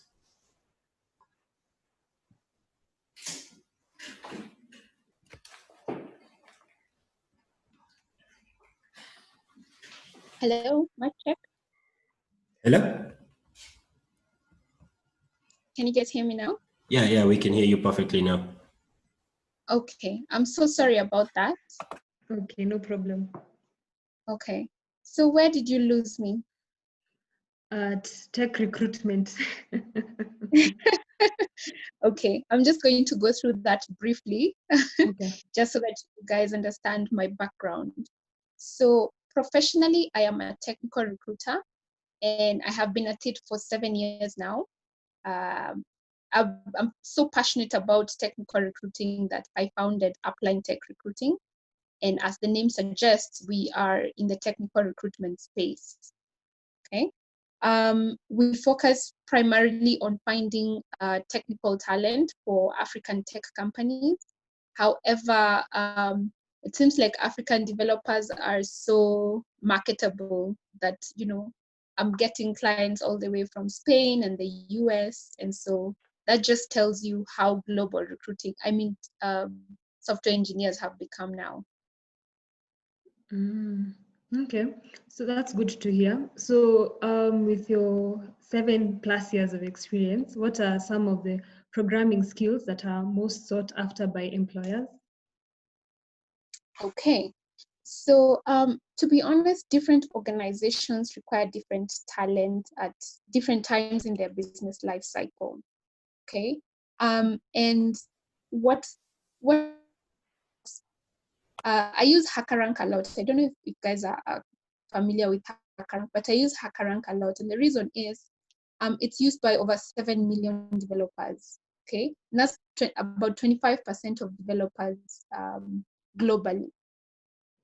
So HackerRank normally has a report where they usually tell us what skills are, you know, most requested by organizations. And what the 2020 report says is that JavaScript is one of the most requested skills by most employers, followed by Python and Java. Now, the other thing to note is that most employers, apart from wanting JavaScript, they also are looking for full stack developers. So it's important for you to at least have a front end and know some bit of a back end. I know sometimes full stack development seems like a myth, so it's always good for you to it's always good for you to just have one core programming language and have either front end or back end as an additional skill. Okay. So yeah. Okay, that's very insightful, especially what you've just said about the HackerRank and JavaScript being the first, then Python. That's quite interesting. So as a junior or as an intermediate or as an advanced developer, how should one package their skills? Okay, when I think about packaging your skills, and I'm going to talk about this from a recruitment perspective, both, like I mentioned, I have experience in both hiring internally. For example, my role at Andela, I was a technical recruiter, as well as hiring from the point of view of a tech recruitment firm, which before I applied, I also worked in a technical recruitment firm. So when it comes to packaging your skills as a developer, it's important for you to know who are you packaging them for, okay? There are different people who will be interested to know who you are as a developer. For instance, one would be a decision maker. If you were to meet somebody who owns a company and they're looking for a software engineer, they don't necessarily have time to discuss with you the nitty-gritties of what you've done and, you know, in your past. However, they want to know in general, how can you benefit the organization at a strategic level? Okay. And I'm getting somewhere with all this. You also will packaging your skills for somebody who's an influencer. Okay, let's say you know somebody at Andela, you know a software engineer at Andela, and you want them to help connect you to a job at Andela. So how do you package your skills for that person to be able to sell you to either the recruiter or a hiring manager within the company that you're targeting? Okay. It's important for you, one, to be explicit about your skills. Okay. Be very clear what value you're bringing on board for a business. So for example, in your GitHub profile, in your LinkedIn profile, and on your resume, it needs to be clear what skills you actually have. So if you have JavaScript, what frameworks do you have? What frameworks do you have experience in, or what have you studied? Okay. This usually cuts down the amount of time that a recruiter has to go through your resume to actually understand what you're saying. So be explicit about the technical skills that you have. Don't be shy, put them all in, put the frameworks, put the database that you worked with, put the programming language, put your soft skills even.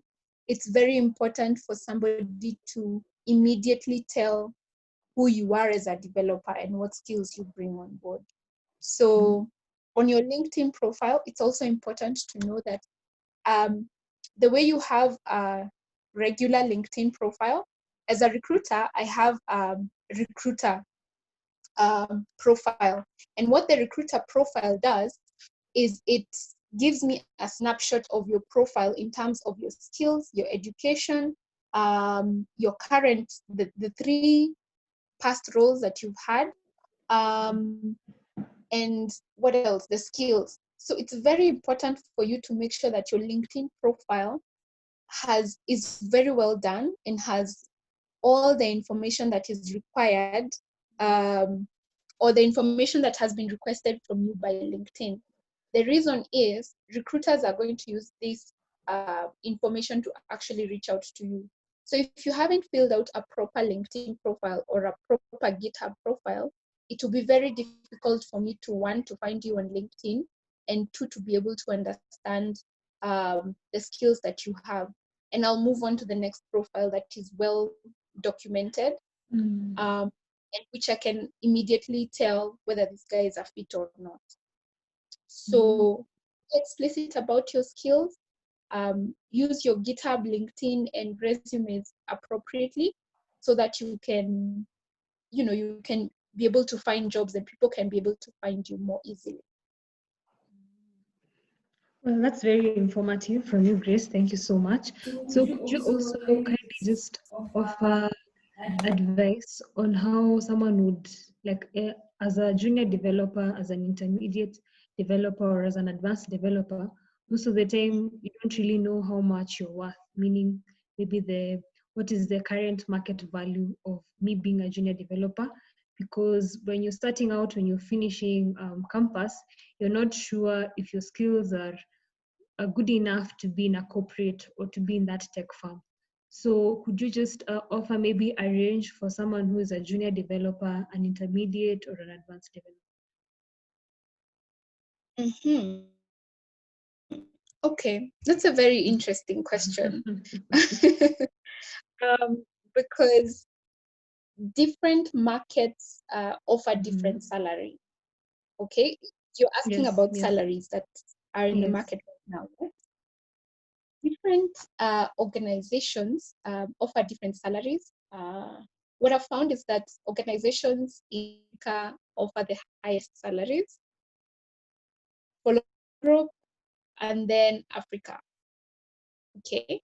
Number 2, I can't exactly tell, but what I know is that I have developers who work for free, and there are people who their first role are paid even up to 80,000, 150,000 shillings. Okay, but it depends on how you articulate your value. It depends on what you've been doing as a software engineer, both while you're studying and in transition while you're looking for a job. So have you done projects? can you be able to articulate how those projects have been beneficial for the people you've done them for? How many projects have you done? In what programming language? So you must be able to, number one, know the geography that you're applying the role to. Number two, gauge a company. Look at even what has been in the news. Are they a funded company? Are they a privately owned company? Are they a public company? You'll be able to gauge their financial capability and make an educated guess, if I may say, make an educated guess of how much you're likely to be paid. But it also depends on how well you do the interviews. Okay. For the same role, you find that organizations usually have a salary range. So they'll say, based on how this person articulates their value, we're going to pay them between 50,000 and 150,000. So the better you're able to fill out your LinkedIn profile, the better you're able to prepare for interviews, and the better your communications skills come through, the better the chances of you scoring a higher salary. So try and gauge, whether an organization is well funded or not, and then try and also ask people. When you go for these meetups, ask people how much they earn or how much they're likely to earn, and just try and get as much information as possible. Thank you for that. And I'm glad you just mentioned about meetups. I wanted you to just explain the importance of these developer communities, such like GDG, these meetups they have for tech. How is it important for someone who's a developer to be attending this? Does it help in any way in terms of having this in your CV when you go into a company? Does this actually help? That's actually a very, very important point that you brought up. Developer communities are number one where we source for developers, because if you want to find somebody who's in Android, you'll find a senior level Android guy there, and you'll find an intermediate as well as a junior guy. So developer communities were my number one places when I want to source for engineers. So it's good because you're going to get to meet people from different organizations.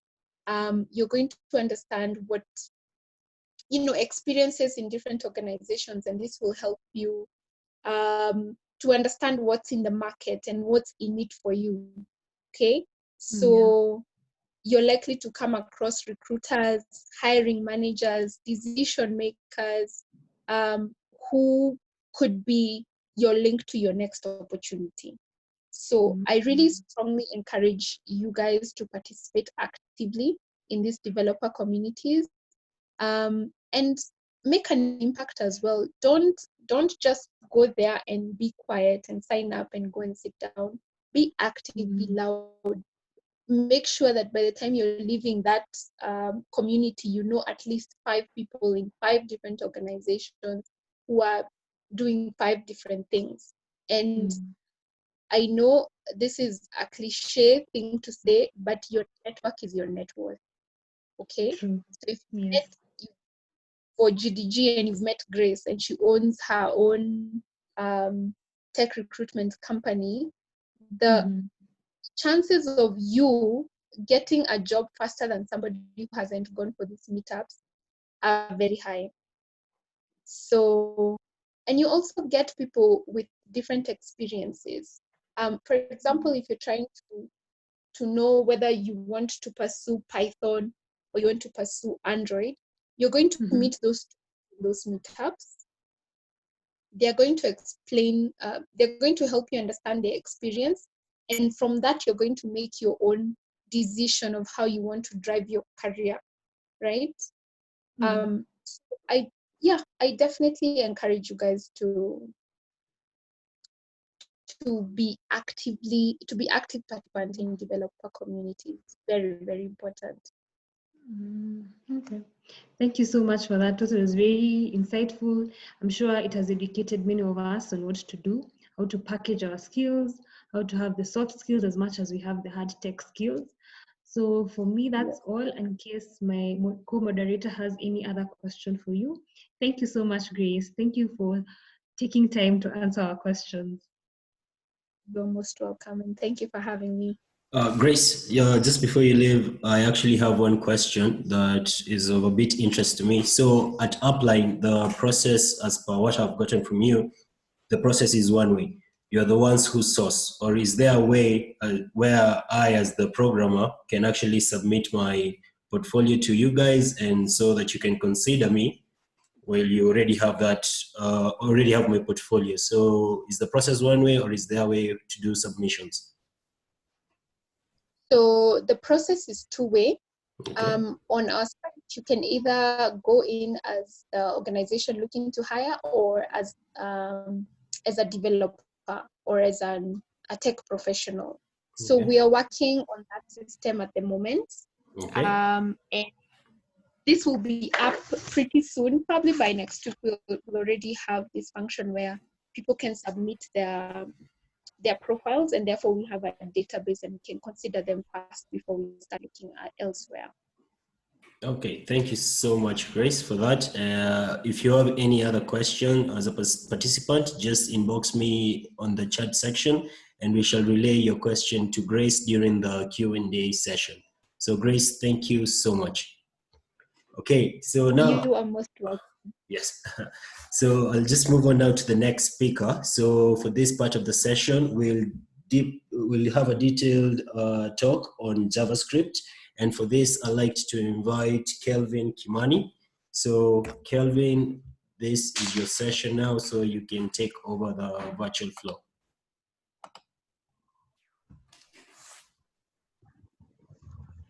Hello, Kelvin.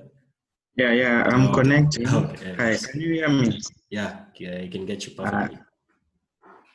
Good. Thank you, Joseph.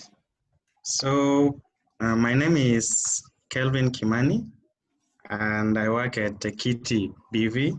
It's an Amsterdam-based company, and what we do there, it's an outsourcing company. We started last year, and we've been outsourcing developers, especially from Africa to Europe. So that is what we mainly do up there.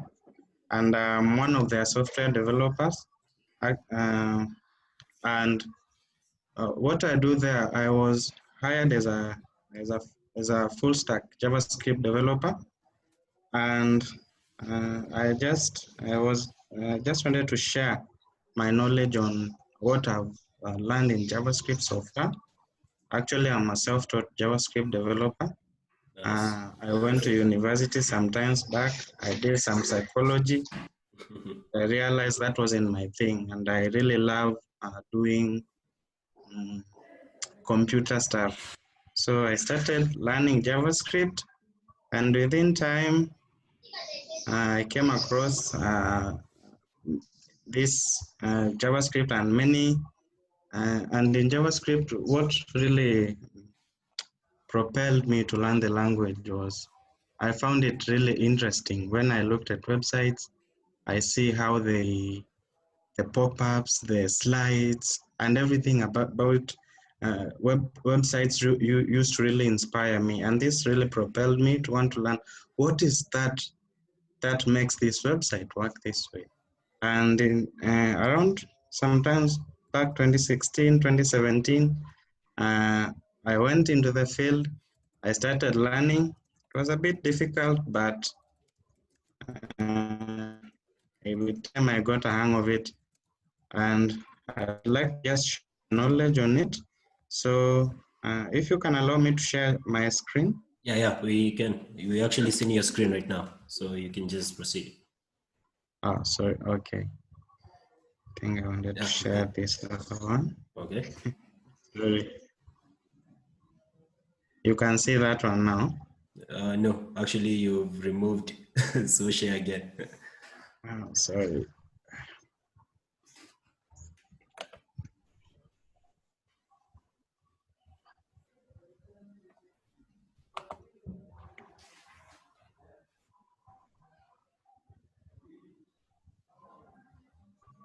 Yeah, we can see the screen now. Okay, so this is a course I'm developing on JavaScript. This is how much I love JavaScript. This is how much I was inspired by the language. I decided to make a course on it. So I'll just briefly go through the language. We'll see what is JavaScript now. And it was touched on earlier. It was said to be a strongly, actually it's a loosely typed language, and it's a high-level language, as it was touched on earlier. But I just wanted to touch on the things that really touched me on JavaScript, and this is when I look at the power of JavaScript. For example, one statistics in W3 text shows that JavaScript is powering 96.3% of the website. And this really shows how powerful the language is, and how it is really powering the whole website as we know them. And this is because JavaScript is responsible for the behavior we see on websites. And as I mentioned earlier, the slides, the pop-ups, which especially really made me feel fascinated about why these things are working like this way. So these things, I'm sure most of you have seen them. You've seen this animation, and even as the technology keeps advancing, you see even we've had 3D animations, which are really inspiring, which makes me really just love everything about tech, and especially about the developing website and web apps. So if maybe you love this, or maybe you've been inspired by this, or maybe you wondered how these things work like this, maybe you should think and consider to take on JavaScript, because it will do amazing things, and you'll be able, with its knowledge, you'll be able to do great things, which will really leave you feel satisfied. Actually, I'm really satisfied as a developer of JavaScript, and I think this is why I would like people to really feel this way, because JavaScript is a language that can really give you satisfaction if you really get to know it well, and you're able to use it well in all your projects. Sorry. So let's see. So why learn JavaScript? One of the reasons is that it's able to create and power very powerful websites and web applications. We have many websites that run on JavaScript, or either vanilla JavaScript or a JavaScript framework. And some of websites that run on on either JavaScript as a framework, we have websites like YouTube. This is a very powerful website, especially the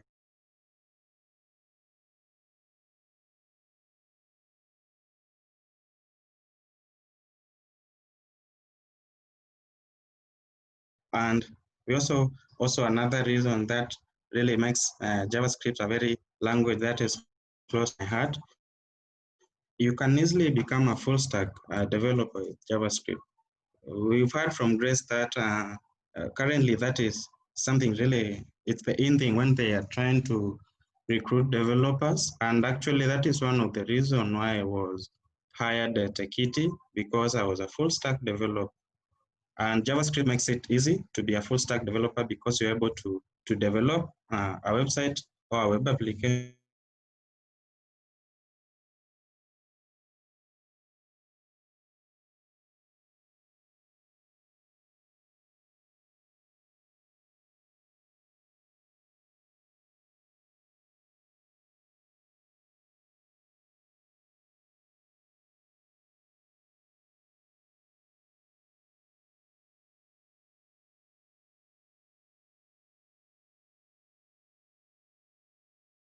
application, either for Android or for maybe an iPhone or an iPad. So you see how JavaScript is powerful and why maybe someone like me would really love the language this much. So another thing is, because JavaScript is everywhere, this basically means there is no shortage of jobs. In the company where I work, in Teqity, all the time we get asked for JavaScript developers, either front-end, either back-end, or even either full-stack developers. And I have seen how JavaScript is on demand, and why even, as Grace has mentioned earlier, why it's even #1 when it comes to the languages that are most sought out there. So it's a language I would highly recommend for anyone to learn, especially if you want to dive into web development, because you can never go wrong with this language. And if you really master it well, there are a lot of jobs out there waiting for you. So just a brief history about JavaScript. It was created by a very bright guy called Brendan Eich back in 1995. And back then, they were using Java a lot. And when he developed the language, they wanted just a simple language that can be used to manipulate the browser and make make a website dynamic and change the behavior in the browser. So back then, they were using Java, and Java was thought to be a very high level language, and they needed something simple to do the job. So they came up with JavaScript, and initially it was called, first it was called Mocha, then it was changed to LiveScript. And because of the popularity, or because some people say this is the reason, because of the popularity of Java back then, JavaScript wanted to shine on the glory of Java, and so they put Java in front of the JavaScript, and now it became JavaScript. So so this does not mean these languages are similar.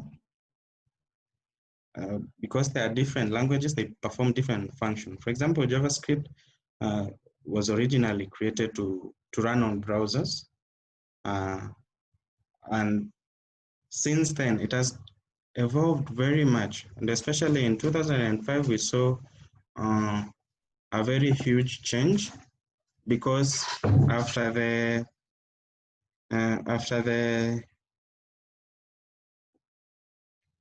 the last update, maybe in, I think, 9 or 10 years before, there was no other major update in between. But now in 2005, there was a major update that really made JavaScript, especially because of the introduction of Ajax.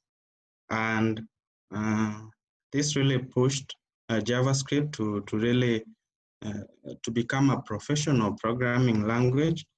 And of course, it had many challenges before, but now because of this this major change with the introduction of Ajax, JavaScript became very popular, and we saw now the rise of framework like jQuery, which most of us maybe we were introduced to when we started learning JavaScript.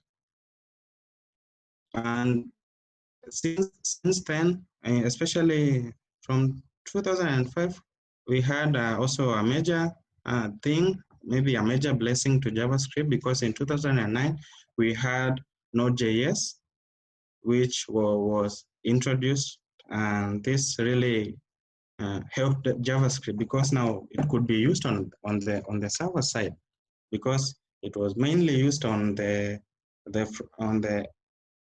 front end, but now because of the introduction of Node.js, now it could be used on the server side. And this was a major blessing, and one of the things that propelled the language to where it is now.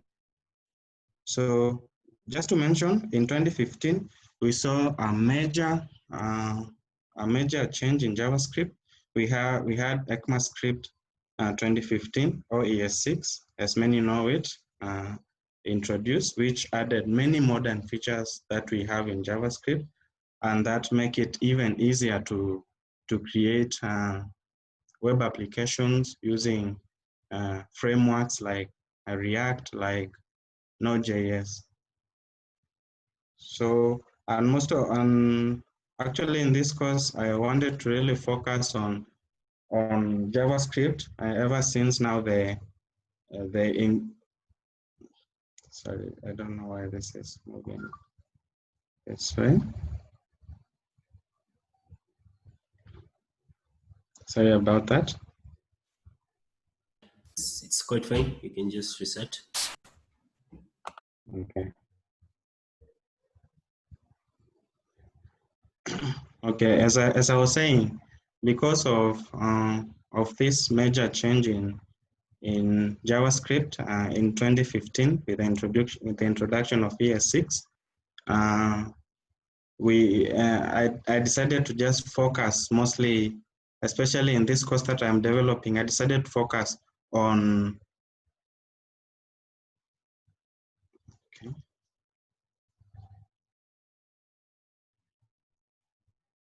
sorry about that.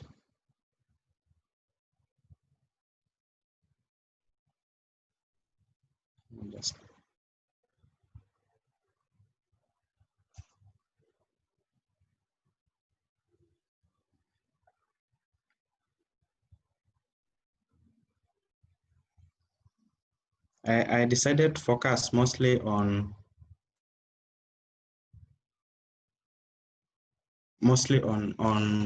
ES6 side of JavaScript, because most of the things that were learned back then, most of them are not used anymore.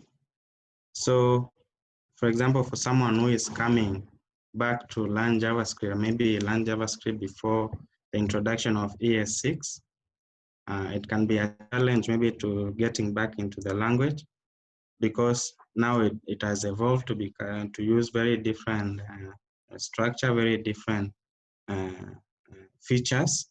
So that is why when I was thinking of developing the course, I wanted to just focus mainly on ES6. So maybe just briefly, what will usually covered in JavaScript? We have variables, and actually variables, we have data types, objects, functions, control flows, and of course in data types, like in many other programming languages, we have numbers, we have strings, booleans, symbols, and objects. And because I don't think this is a teaching program, I'll just show what maybe if you want to learn the JavaScript languages, the main thing you're supposed to learn, we have variables. What you're supposed to know in variables, especially when it comes to the rules of variables, how to write the variables. We have to understand the rules. We have to also be really, when we are writing a variable, we need to really explicitly mention what our variables stand for. We also need to understand how to make comments in a JavaScript language using the forward slash, the double forward slashes, and also using the slash and the asterisk in between when you are commenting for multiple lines of code. And then maybe I'll just talk a bit about the functions, because functions are very core to JavaScript. They're an essential part in learning JavaScript, because like everything we do in JavaScript happens within a function. So the function is just simply a block of code that does something specific. And how we declare a function, it's there. We have to use the function keyword and then the name of our function. And then in between, you have to write now whatever you want to do with the function. And later on, you have to invoke the function or call the function to do the thing you want it to do. Of course, since the introduction of ES6, we had an introduction of arrow functions. And also, we also have the other type of writing function. We can write a function using an expression. The one indicated here is called a function declaration. We can use a function expression, and also we can use the newly introduced arrow function. And in the course, I dive deeper on how to use this, but here I'm just introducing on how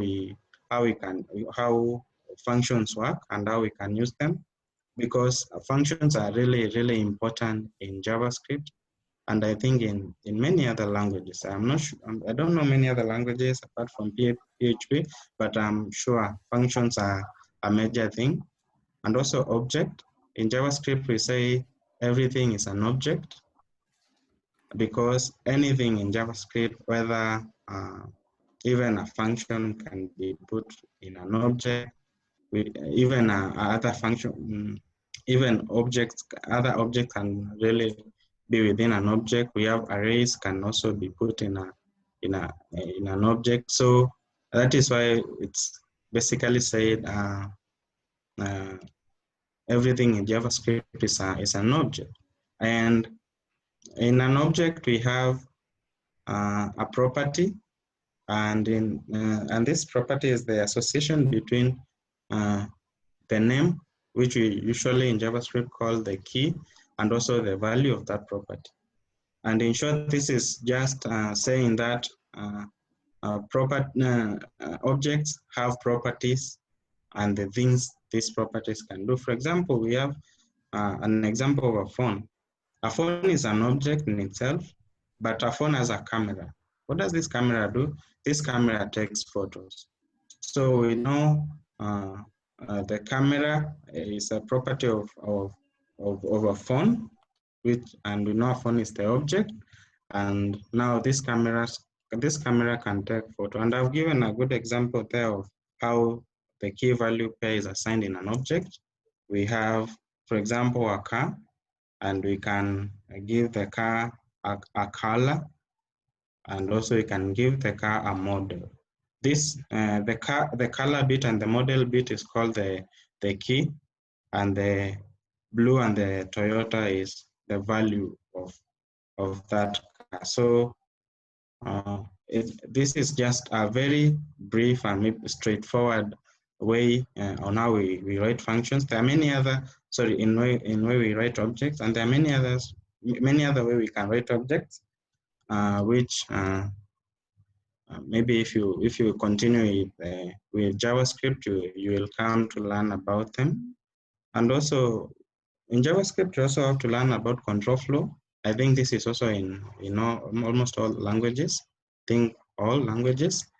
The if-else statements, which are conditional statements, and also the loops, the iteration process that takes place within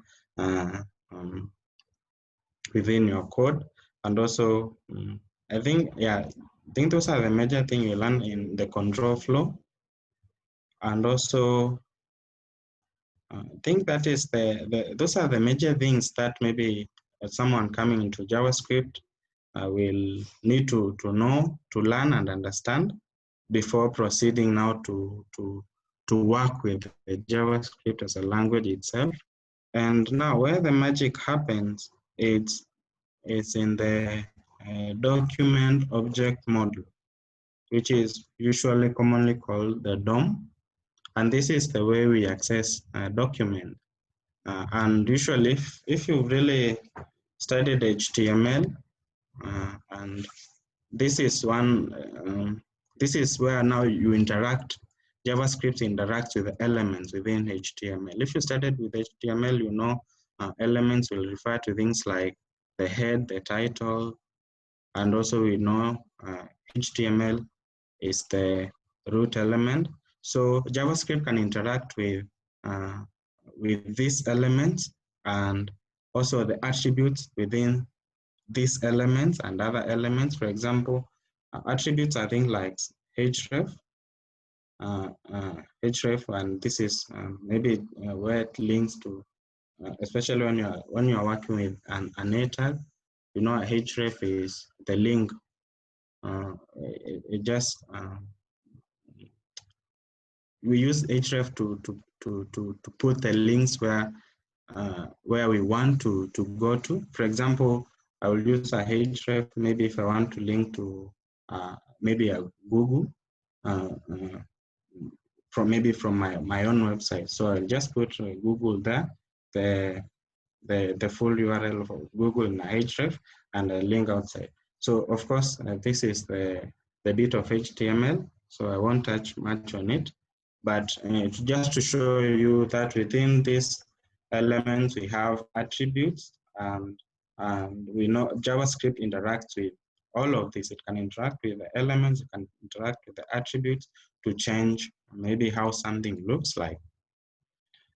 And even maybe to put things like the slides and the pop-ups. These things are just put within the HTML. The HTML is the static bit, and then JavaScript will interact and make those bit dynamic instead of just being static. And that is actually the major advantage of learning JavaScript, because it takes a static website and makes it a dynamic website, which most of you have come to really love and would really prefer to use maybe a dynamic website rather than a static website where things are just there. So I just wanted to say this is where the whole magic happens. And okay, so let me see. And just before I go on, I wanted to just mention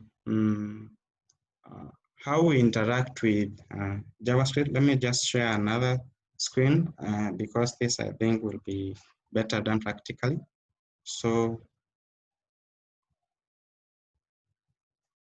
I have this very, very simple HTML, and within this HTML, I've just written a very simple code showing. I just want to show how the DOM works, and especially where to write the script in a HTML. JavaScript, the script you write in JavaScript will either come in between the script tags here. Here is where you write your code, and also this script tag can either come here or it can be just and on the head tag here. So you can use it whether here, whether on the head tag or on the body tag, just where you really prefer it. And also this script tag, usually on the head tag is not really preferred because sometimes you'll encounter some problems. So it's better you keep it down here. And actually I prefer this way because it makes the website load well without problems, unlike when it's put on the head tag. So another way you can write a script tag, we said you can write it in here, or you can link to an outside. You can link to an outside script. For example, the way I've linked it here, I've linked it to this script, which is called dom.js, so that I may be able to interact with the website. And I prefer this method actually because I find it easier to keep HTML code on its own and to keep JavaScript code on its own. And yeah, I think those are the two major ways you can write JavaScript. Of course, you can also write inline JavaScript. I really don't prefer that one, but maybe you can explore with it later on and see maybe you might like it. But it's considered a best practice if you write JavaScript code on maybe on a file on its own, and then just refer to it using the script tag with the source that leads to that file. So I think that is how you can stop this. That is how you can basically use the how you can use to JavaScript. Sorry, how you can link your code to HTML and enable your website to start using JavaScript, the code you've written in JavaScript, and interact with different elements in your HTML code. So I'll just go on and touch on the frameworks of JavaScript. So we have, for front end, we have 3 major frameworks. There are other frameworks in this. For example, we have Backbone.js, we have Metro.js, but the most common one, the ones you will hear people talk about commonly, it's React.js, we have Angular.js, and we have Vue.js. I prefer React.js because I feel like I'm able to interact with it well. There's also a Vue.js. Vue.js is considered very easy to learn. So maybe if you are a beginner and you want to really just interact with the frameworks, maybe you can start with Vue.js. It's considered a bit easy to learn. But also one important thing to note here is that if you master JavaScript really well, you won't have any issue with whatever framework we'll choose, and it will be easy to switch from one framework to the next because everything it's written in JavaScript. We just have just different syntax here and there, but it will be easy to really switch from one framework to the next. So for front end, we have that one. I myself use React.js to create web applications, and I think I prefer that. I think I started with it, and I've tried these other ones. They are not bad; they are good, but I think it all narrows down to someone's preference. And also on the back end, we have Node.js. And as I mentioned earlier, Node.js really came a long way, and it really boosted JavaScript in growing, because now JavaScript could be used on the back end because of Node.js. And the one major benefit of learning JavaScript, because it's very easy to become a full stack developer. You can learn front end, and also you can learn on the back end, and this way you're able to really work with your code using just one programming language. Back then, when I was starting, I learned JavaScript, I learned HTML and CSS, and on the back end, I had to learn about PHP so that I'm able to really interact with my website on the back end. But now, because of Node.js, I don't have to learn many other languages. I just need to learn JavaScript. After I master it well, I'll be able to move on to front end. I'll be able to also to work on the back end using Node.js. And on the back end, we have Express.js. This is not a really, it's a JavaScript framework, but it's actually a Node.js framework. And why we use Express.js as a Node.js framework is because Express.js makes working with Node.js very easy. Many things are done for you in Node.js. So you have using a Node.js and Express, you write fewer lines of code, and that it's very important so that you're able to work really faster. And the last one I want to talk about here on the back end is Dino.js. It was introduced just this year. There's been a lot of buzz about Dino.js. People are saying it will replace Node.js, but I don't, especially if you are coming to learn JavaScript and you want to really dive into the backend, I will still recommend you learn Node.js because many websites out there are powered by Node.js. Dino.js is good. It was written by the same person who wrote Node.js, that is Ryan Dial, and he wrote in 2018. He gave a talk about 10 things he regrets. Yes. I'll just kindly ask you to just wind up a bit because your session time has already expired. So you're actually into a 5 minutes grace period. Okay, sorry about that. Okay, so if you want to dive on backend, I think those are the things you can, those are the especially Node.js. I would recommend you still learn Node.js, and then Dino.js, you can have a look at it. Maybe it will become the next big thing. I'm not sure, but I would still recommend you learn Node.js. Of course, on the advanced bit of JavaScript, we have so many things. This I cannot talk about right now. We have classes, inheritance, callbacks, promises, and many others. You can, if you want to advance in JavaScript and learn JavaScript as an object-oriented programming language. And of course, there are many resources out there. YouTube is major because it's free. We also have Scrimba. Scrimba is also, we have many courses on JavaScript which are also free. And also we have Udemy and Free Code Camp. I've learned so much in Udemy, some paid courses. We have some great teachers there. And also in Scrimba, we also have some good teachers there who take you through step-by-step on JavaScript.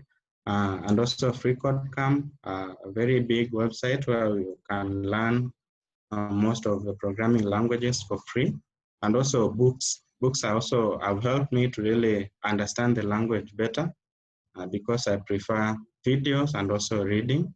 And there is a guy who writes very simplified books on programming languages. It's called Flavio Copies. Maybe you can check him out on his website, flaviocopies.com, and see if the books can help you. And I think that will be my time. Sorry for going over time. Yeah, Kelvin, that's quite fine. Yes. I actually enjoyed the session. It was very technical. I think it's the most technical talk we've had during this webinar. So thank you so much for that. We've actually even seen some code.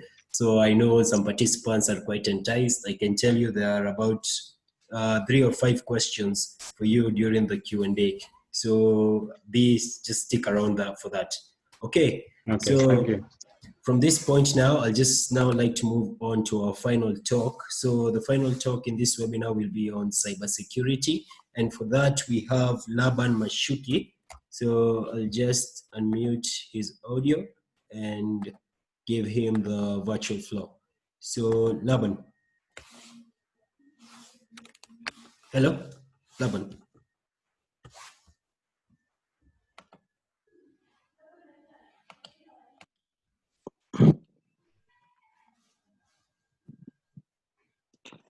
Hello, you can hear me? Yeah, I can get you quite perfectly. So the floor is yours. Just take us through a talk on cybersecurity and why it's very important in today's tech field. Yeah, my screen. Yeah, you can just share.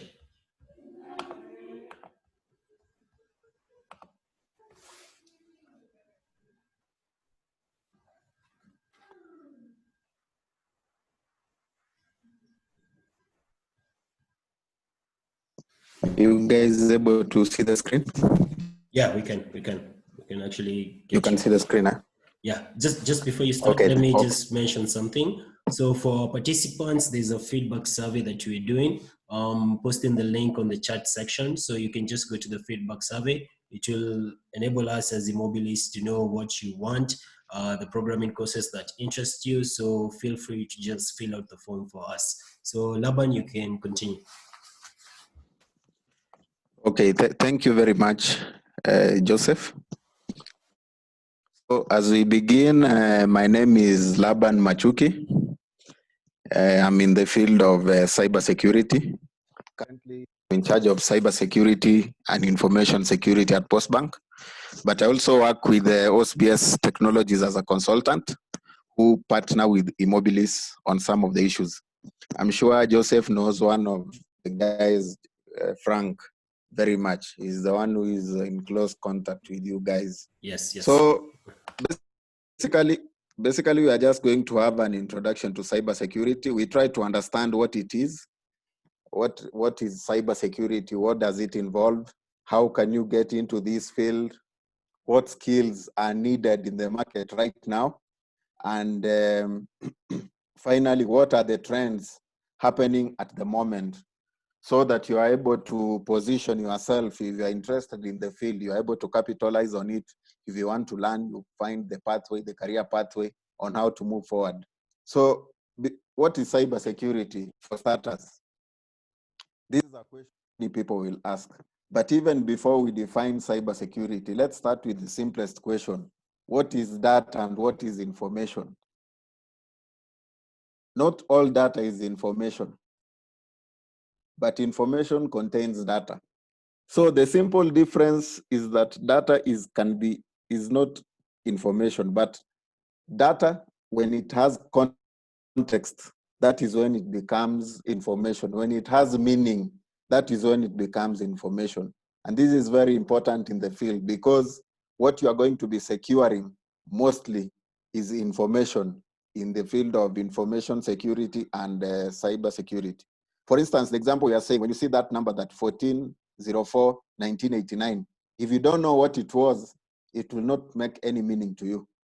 But if you are told that this is the birth date of a human being, then that number now has meaning. And in terms of security, sometimes that is the information that we try to secure because of some privacy concerns and other things. So generally, the difference between the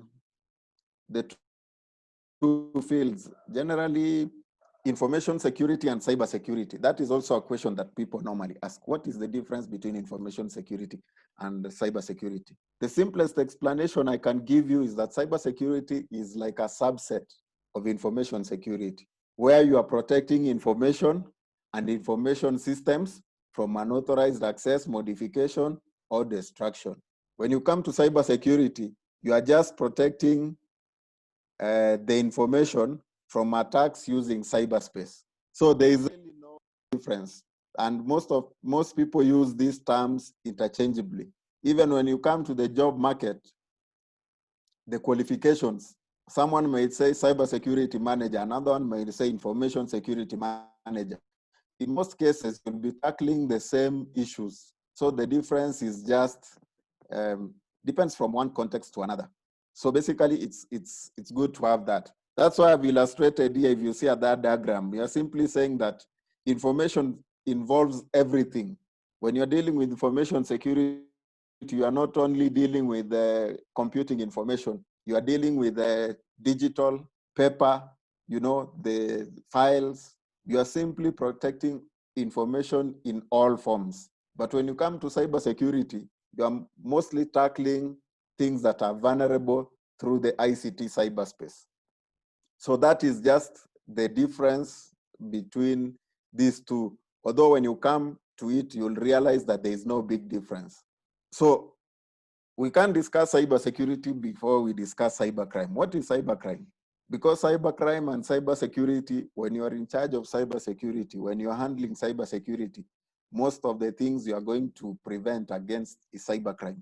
So it's also good to understand what is cybercrime, which is any harmful activity executed through computers, the internet, targeting another institution's ICT infrastructure or entity.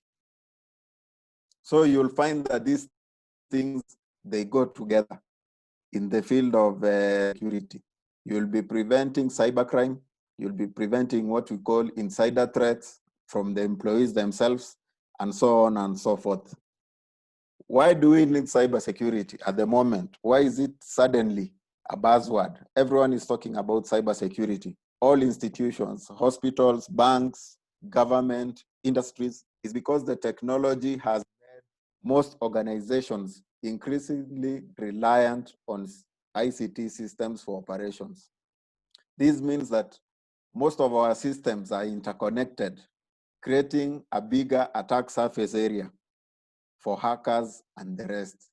It also means that the more we rely on technology, any slight disruption brings a big change and losses to the organizations. That is why everyone is concerned about cybersecurity, from the government to everyone else. And also, we are saying that the criminal offenses containing a digital dimension are increasing. Criminals are turning to technology to execute their crimes. So this means that if it is money laundering, they are going technologically.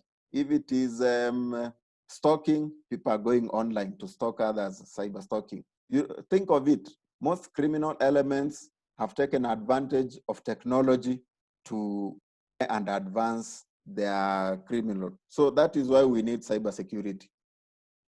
So when you join the field of cybersecurity, there are three things you'll be tasked with doing basically. We call them the CIA triad. Your job will revolve along these three things in one way or another. One is to protect the confidentiality, that is, protect against access without proper clearance. The second one is what we call integrity, that is, protect against unauthorized modification. And the third one is availability. A system is only good if it's available to its end users. If the system is not available to the users, then it has no meaning. Think of it in terms of banking, think of it in terms of M-Pesa. If as a customer, you can't access your M-Pesa when you need it, then it's useless. In terms of confidentiality, if your balances are exposed to anyone, any moment, then the system is no use to you. Integrity, when you have 10,000 and you've withdrawn your 1,000, assuming there are no charges, you still expect to come back and find your 9,000 shillings in the phone. So these are the three things that cybersecurity, it's called the CIA triad, that you are protecting information systems and computers against, with these three goals: confidentiality, integrity, and availability.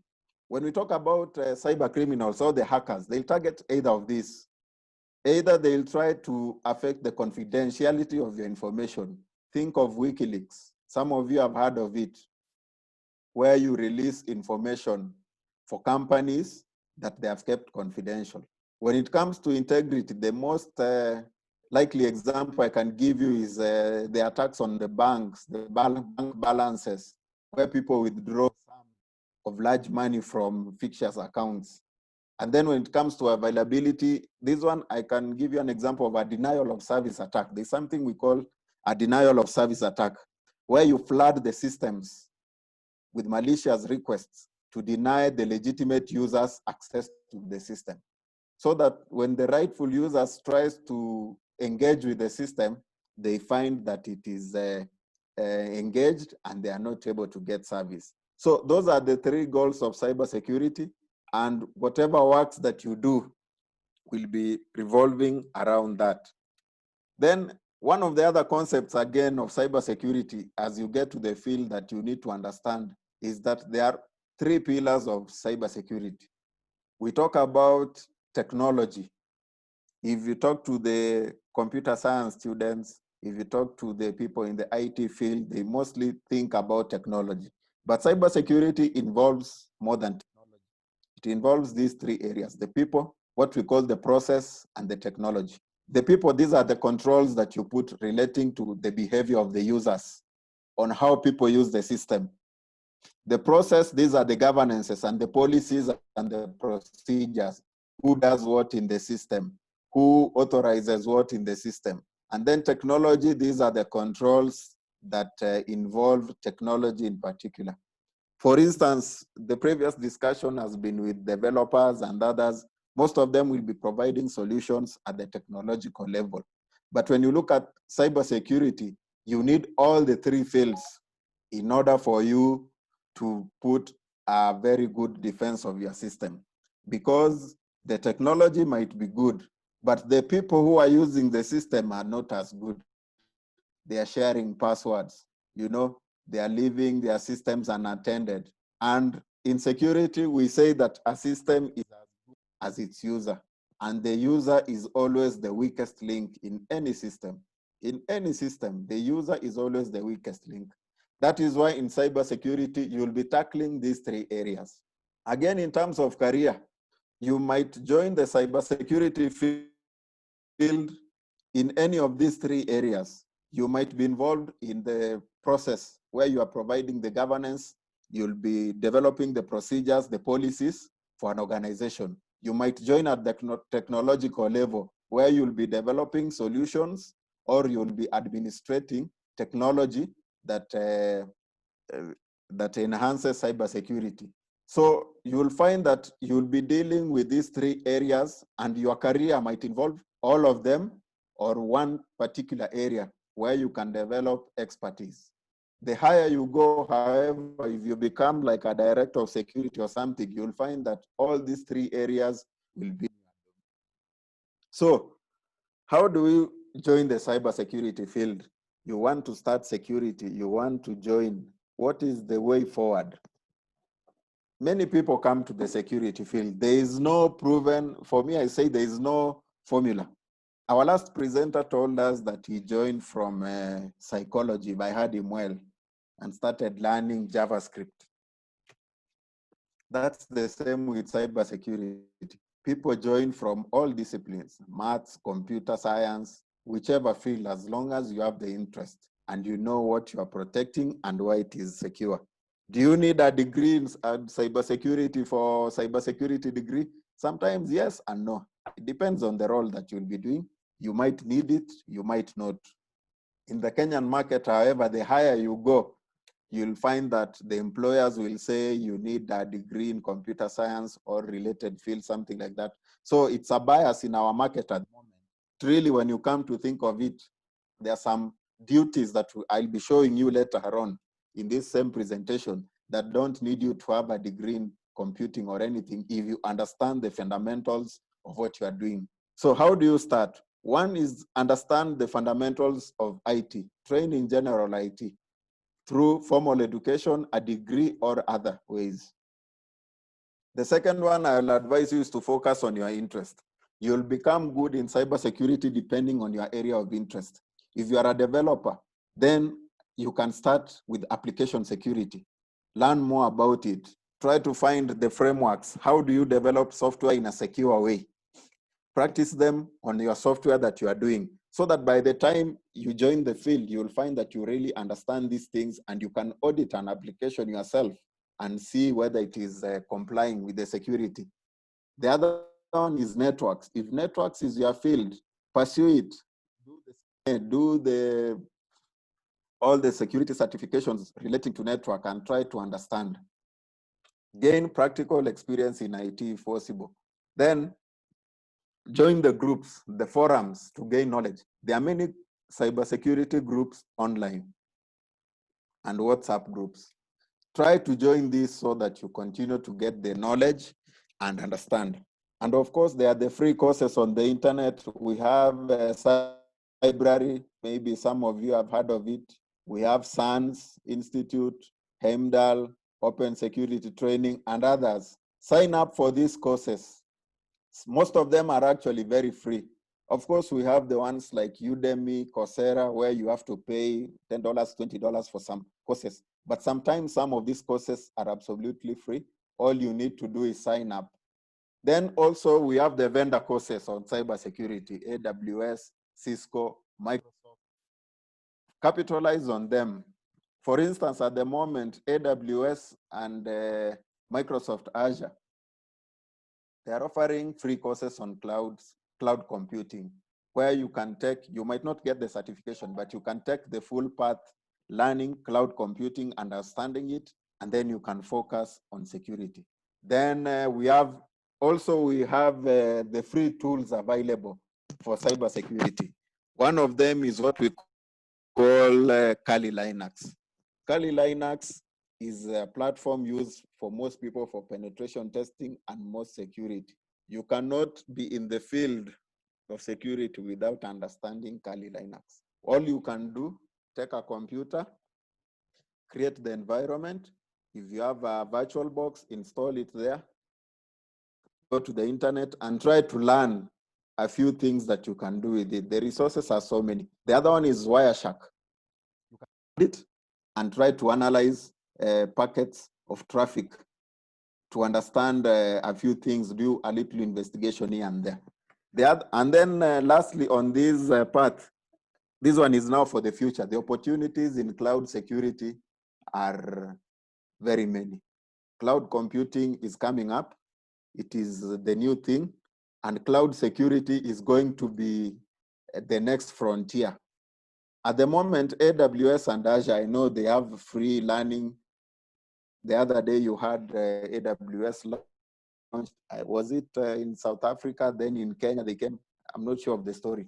So it means these companies are going to come here, and if you are going to join this field, then understand the fundamentals. Like we said, understand the fundamentals. If you are going to cloud security, then it means you must understand cloud computing fundamentals from scratch before you go to computing.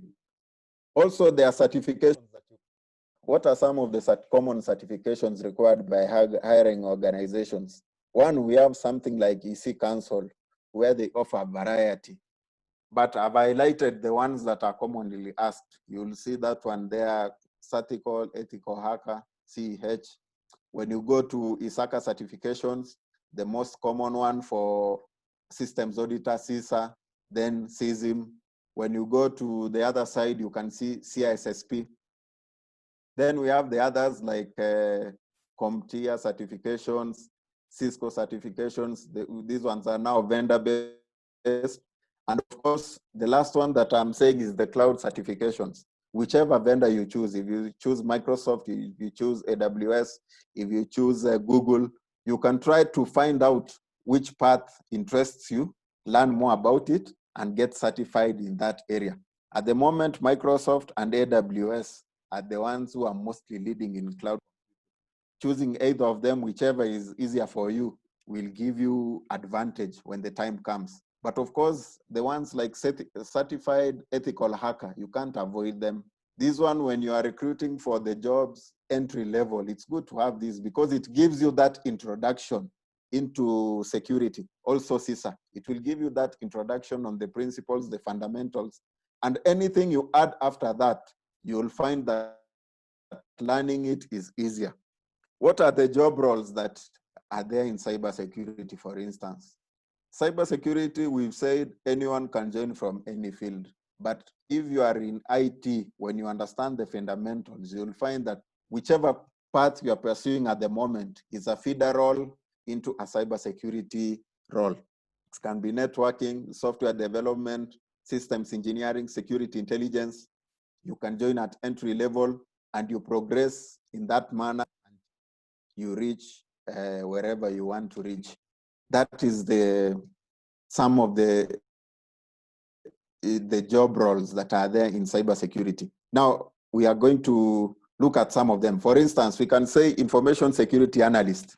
You can be seeing these mostly being advertised nowadays. It's mostly an entry-level cybersecurity job where you monitor, protecting the organization's infrastructure, and also offer a level 1 incident response. When you monitor the systems and you see there is an issue, the security analyst will be the first people to identify whether it's an issue, try to offer remediation, and if you are not able to, then you escalate to the next level.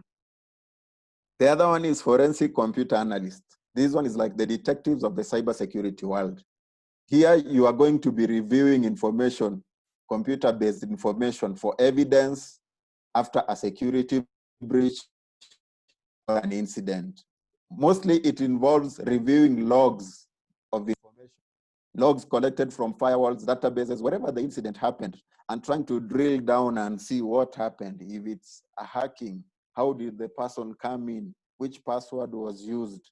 Which systems did he use? Did he infect other systems in the process? If it's a virus, a ransomware attack, how many systems are involved? How did it spread? Basically, that is the work.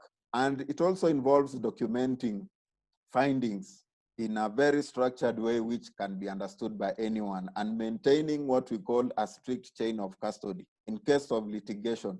If it is a fraud that happened, it's a cybercrime fraud that happened, then the organization might decide to prosecute the people who are involved. So you need to maintain the records in a very clear way so that they can be accepted in court or wherever. The other one is penetration tester. You can be a pen tester, where you do penetration tests for companies. You try to test their security, you see if they are secure and such. The other one is what we call a security architect, where you establish and maintain secure infrastructure for organizations. We've talked about cloud. If a company is going to set up a cloud environment, then as a security consultant in cloud computing, you are going to come in and advise them that this is how you set up a secure cloud environment. If it's a network infrastructure, then you are going to design that diagram, the network diagram, in such a way that it's secure for the organization, and other duties. The duties I'm highlighting here are just the overall. It involves a long list of duties along these things. Then the last two here, what we have, we call security systems administrator. What does this involve? This one is also mostly entry level. Here you are just an administrator for a security system. It can be a security tool. It can be what we call a SIM tool, where you do monitoring, running backups, setting up accounts, user account management, and such. This one is just normal day-to-day operations. Sometimes in some smaller organizations, the security system administrator's job is joined with the one for the security analyst. So you will find that in some organizations, one person will be handling 3 or 4 roles for the ones that I'm mentioning. But when an organization becomes very big, then it means sometimes you have many systems to administer, many channels to monitor. You'll have a breakdown of the roles. Then the last one, once you've done all this entry level and you've matured in the industry, there's what we call the Chief Information Security Officer. This one is an executive level position at the top, where you plan, coordinate, and direct all security organizations. In Kenya, all the banks are mandated to have this officer. He's a very big officer. At the level executive, you report to the CEO only, so you handle all the security of the organization, and you determine the needs and plan for the future. So you can see the pathway starts from the lowest level to the highest level, just some of the roles for security. So the ideal cybersecurity candidate, what do you need? You've seen the jobs you require. What skills are required by employers? What I can say is that we need a mixture of technical and soft skills. And sometimes when you say soft skills, when you're dealing with people from the computing world, they normally ignore these skills. They want to focus on developing systems. They want to focus on giving out solutions. But sometimes the job of security involves you communicating with business users, people who don't understand technology at all. And so you need to have the soft skills to be able to explain a risk to the CEO, for example, who is not from a technical background. Tell him that this is why this is a big risk, this is why this is a problem. So you need the skills to communicate well, understand the business procedures, and documentation in a very good way. So some of the skills we have said, they are communication skills, ability to work in a team environment. Obviously, you're going to be working as a team from in the IT field, outside IT, you're going to be working as a team. Integrity and discretion is very important. When you're dealing with security, you are dealing with the intimate secrets of an organization. You are the one who knows that this place is not secure. So you need integrity and discretion. When you do an investigation, for instance, and you realize the evidence is leading to some few people who are in the organization, you need to handle that information well. Of course, problem-solving skills are very important, especially when it comes to log and things like that. Otherwise, you'll be sidetracked and you might be overwhelmed and you will not deliver. So you need to have a methodology of solving problems where you identify something and say, if this leads me here, then it means that you draw the conclusions and move to the next step until you are able to get a solution. Risk analysis, assess the security needs versus the goals. You understand when it comes now to the technical parts, the network protocols. It's very important to understand them. Even if you are a developer, at least understand what goes where. Understand the codes, understand the intruder techniques. These ones, you can understand them through learning, through the forums, through, this one is a daily process. And of course, programming skills, not so much sometimes, depending on the job role, but you need some programming skills in order to perform it effectively. In fact, if you are a good programmer, you'll be able to analyze programs well, you'll be able to develop your short scripts to run operations. If you want to do something, you just develop your own custom script, which you can run on an environment and it gives you results. So those are some of the skills that are required in a very general way in terms of cyber security. Now to finish up with the trends and threats and trends for 2020 and beyond, what are we seeing in the field at the moment? One of the things we are seeing is what we call sophisticated phishing and social engineering attacks. Phishing attacks are basically digital messages so that the hackers install malware on their machines.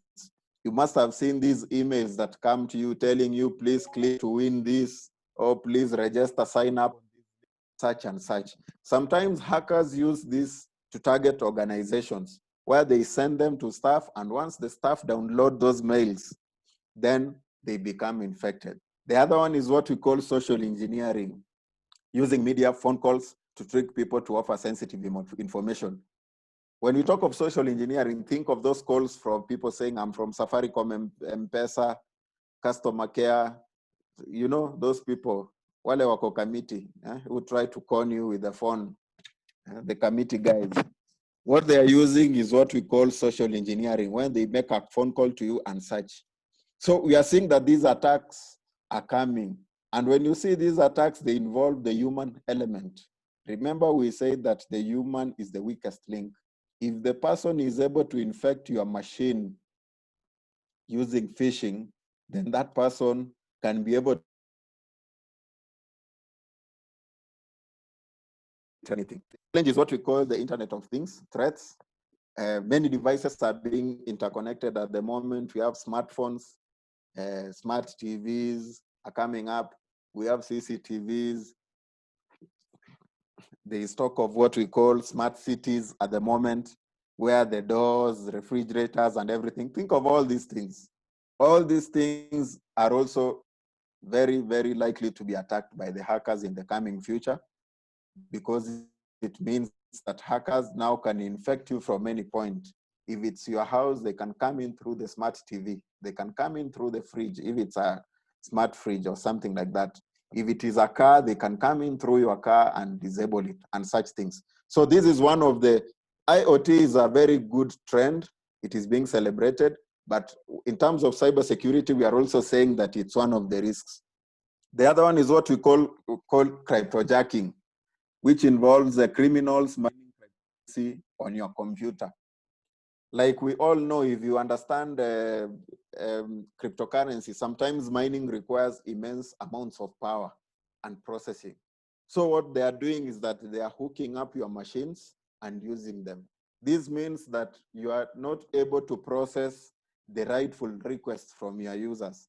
If criminals are using your servers for cryptojacking to mine cryptocurrency, then most likely the legitimate requests from the organization which are coming to the servers will not be attended to, because the server will be held up mining cryptocurrency for someone else. Then is what we call cyber phishing attacks. These are attacks on critical infrastructure, like electrical grids, transportation systems. You can imagine if KPLC suffered one of these attacks and we'll all be in darkness. Then the other one is what we call insider threats. Insider threats, these are employees who have been given the rights to the systems, but they turn to be rogue. What does this mean? They abuse their privileges. If someone is a database administrator and is given all the rights to edit some tables, to do this, and then they do their own things in the back end. Those are the threats that we are facing. And sometimes people can be motivated by various means to do a crime. So insider threats are one of the biggest threats, even as we talk about hackers and everything. Sometimes the biggest threat is just within your organization, looking inside. The other one is what we call third parties, vendors, contractors, partners. Some of you might know companies that offer service to other companies. You are a software development firm, you offer a service to a bank, but one of the people in your team is given some incentives and then they try to attack the bank using the third parties who are trusted. That is also a challenge.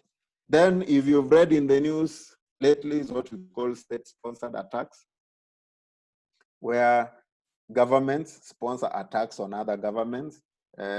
Last month, Australia suffered one of these, and they were suspecting China, although China denied, but the PM was suspecting, the Prime Minister for Australia was suspecting China. So these are things that are happening. These are the trends and the threats that we are facing. Then we have the last one is, the second last one is what we call ransomware evolution. Ransomware is basically from the word ransom, where you deploy malware that holds an organization's assets like databases at ransom, and the hackers demand to be paid some money for them to be able to remove them. So they get money like Bitcoin and other things like that. They say pay us in Bitcoin, 400 Bitcoins, then we'll be able to give you your data back. So you see, these are the things that are evolving. And this one has become more a challenge right now because of cryptocurrency. Because of things like Bitcoins, they are able to hide anonymously behind the internet and demand for these things. Because obviously, if you pay them in cash, they can be able to be traced. And the last, I think the last, it's a threat. Again, it is a trend. It is both. Is what we call the shortage of cybersecurity professionals. Now, there is a real shortage of professionals in the industry worldwide. This means that organizations are struggling to hire enough qualified people to protect against the threat. And this means that the more the attacks are coming, have people on the other side defending them, enough people, that is, to defend them. Or sometimes this also deals with the skills, people with the right skills to match those of the attackers. Because the hackers, the attackers, they are very knowledgeable, they are doing research, they are developing their skill sets. But on the terms of defense, we don't have enough people to match that skill set, to match the threats that are coming on. Basically, we don't have a smart digital workforce which can combat the sophisticated cybersecurity that we are facing. So various studies, if you Google on the internet, Kenya, various studies, various saying this is the place we need the demand, we need in technology, banking services, software development, and many other fields. So this is also one of the trends in terms of the job. It is a trend, and also it is a challenge and a threat to organizations because they are not able to get enough people. So, and the last one in conclusion, I've tried to fast as I can because of time. The last one in conclusion, so we are saying that any individual or organization can be a target of cyber attacks, from governments to banks, hospitals, and any other organization. Think of it that is connected to the cyberspace. We're also saying that cyber threats are increasing And also, there is a demand for professionals with the right skill set. So the key areas we are addressing in this presentation today: what is cybersecurity? We've seen it. How do you get it? The key areas you can get it through, you can join through formal education, certifications for security, industry awareness, industry experience, and last but not least, commitment to learn and unlearn. Because like anything else, it takes time. If you want to be a developer, you need to take time. If you want to learn cybersecurity, you need to take time. And like all fields in computing, sometimes you'll be spending extra time in this field. If you're investigating something, it means that you'll have to go beyond the hours. Sometimes if you are stopping a threat, a real-time threat, you'll have to work even for 24 hours, sometimes non-stop. So it depends from these. So you have to have the commitment to learn and unlearn. And the first presenter talked about something, I've forgotten exactly what he said. He said, learn on, what was it, Joseph? He said something, learn and unlearn. What did he say? It was along the same trends.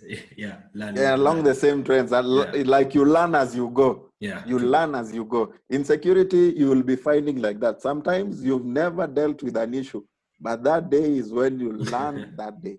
Yeah. If you are facing an issue with Windows, you've never even security events of Windows. What do they look like? You'll Google that day and find out that this event means that this has happened. When Windows says event number 1102, it means someone has cleared the logs on his machine.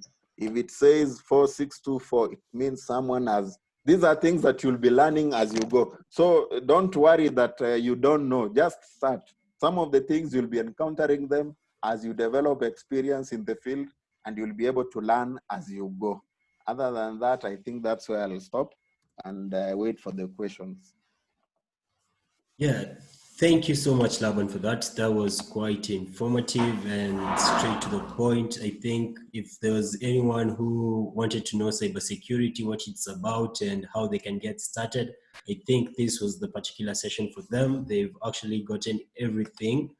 I have actually gotten everything. So I hope all the participants wamepata kila kitu concerning cybersecurity. So for now, the next session that we are supposed to have, I'll just stop this share, just share mine.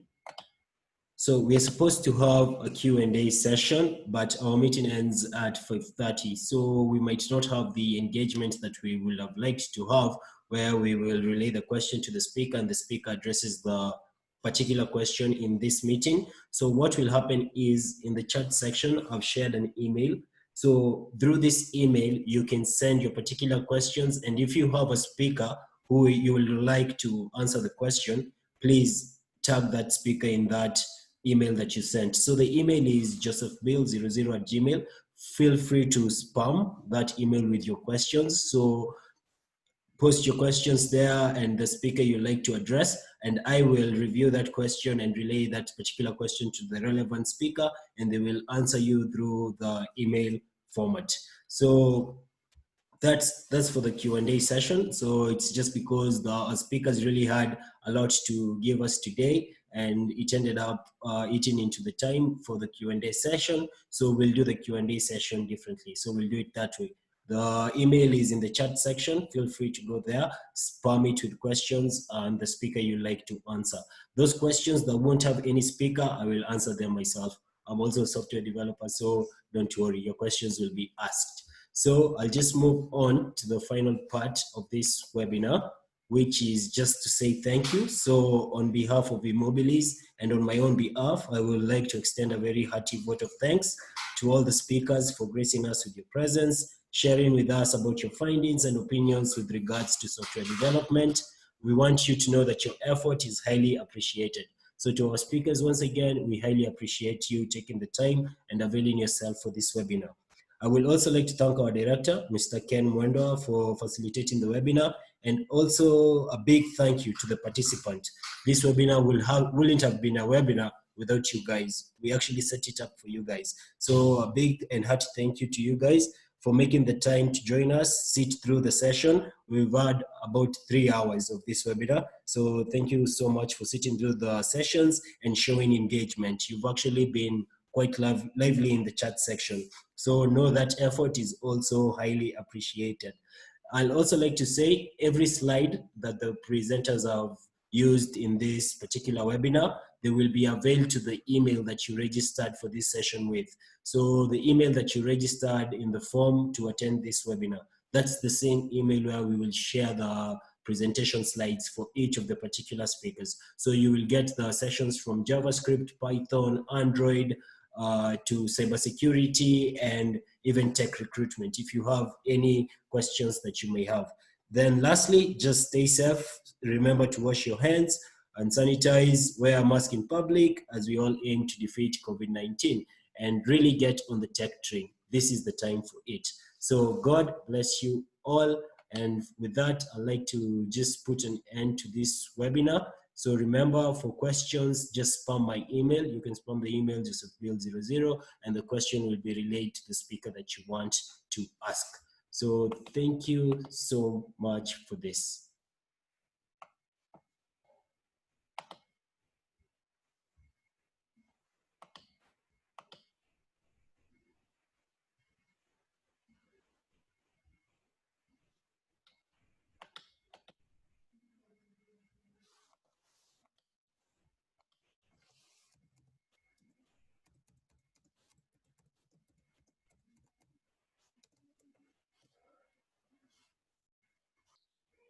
Oh yeah, and just before I forget, I already know I've closed, but just before I forget, remember the feedback survey form. So please, that will also be related to your email. Just give us a feedback on what you thought of the webinar, and we shall see how to reach more to you with relevant resources.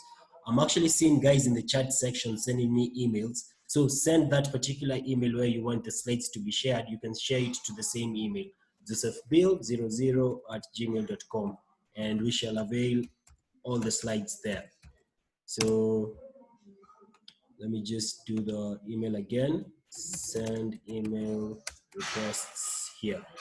So you can just check the chat section and where you can just do your request for this particular webinar, whether you're asking about the sessions, the slides, or just further information about eMobilis, feel free.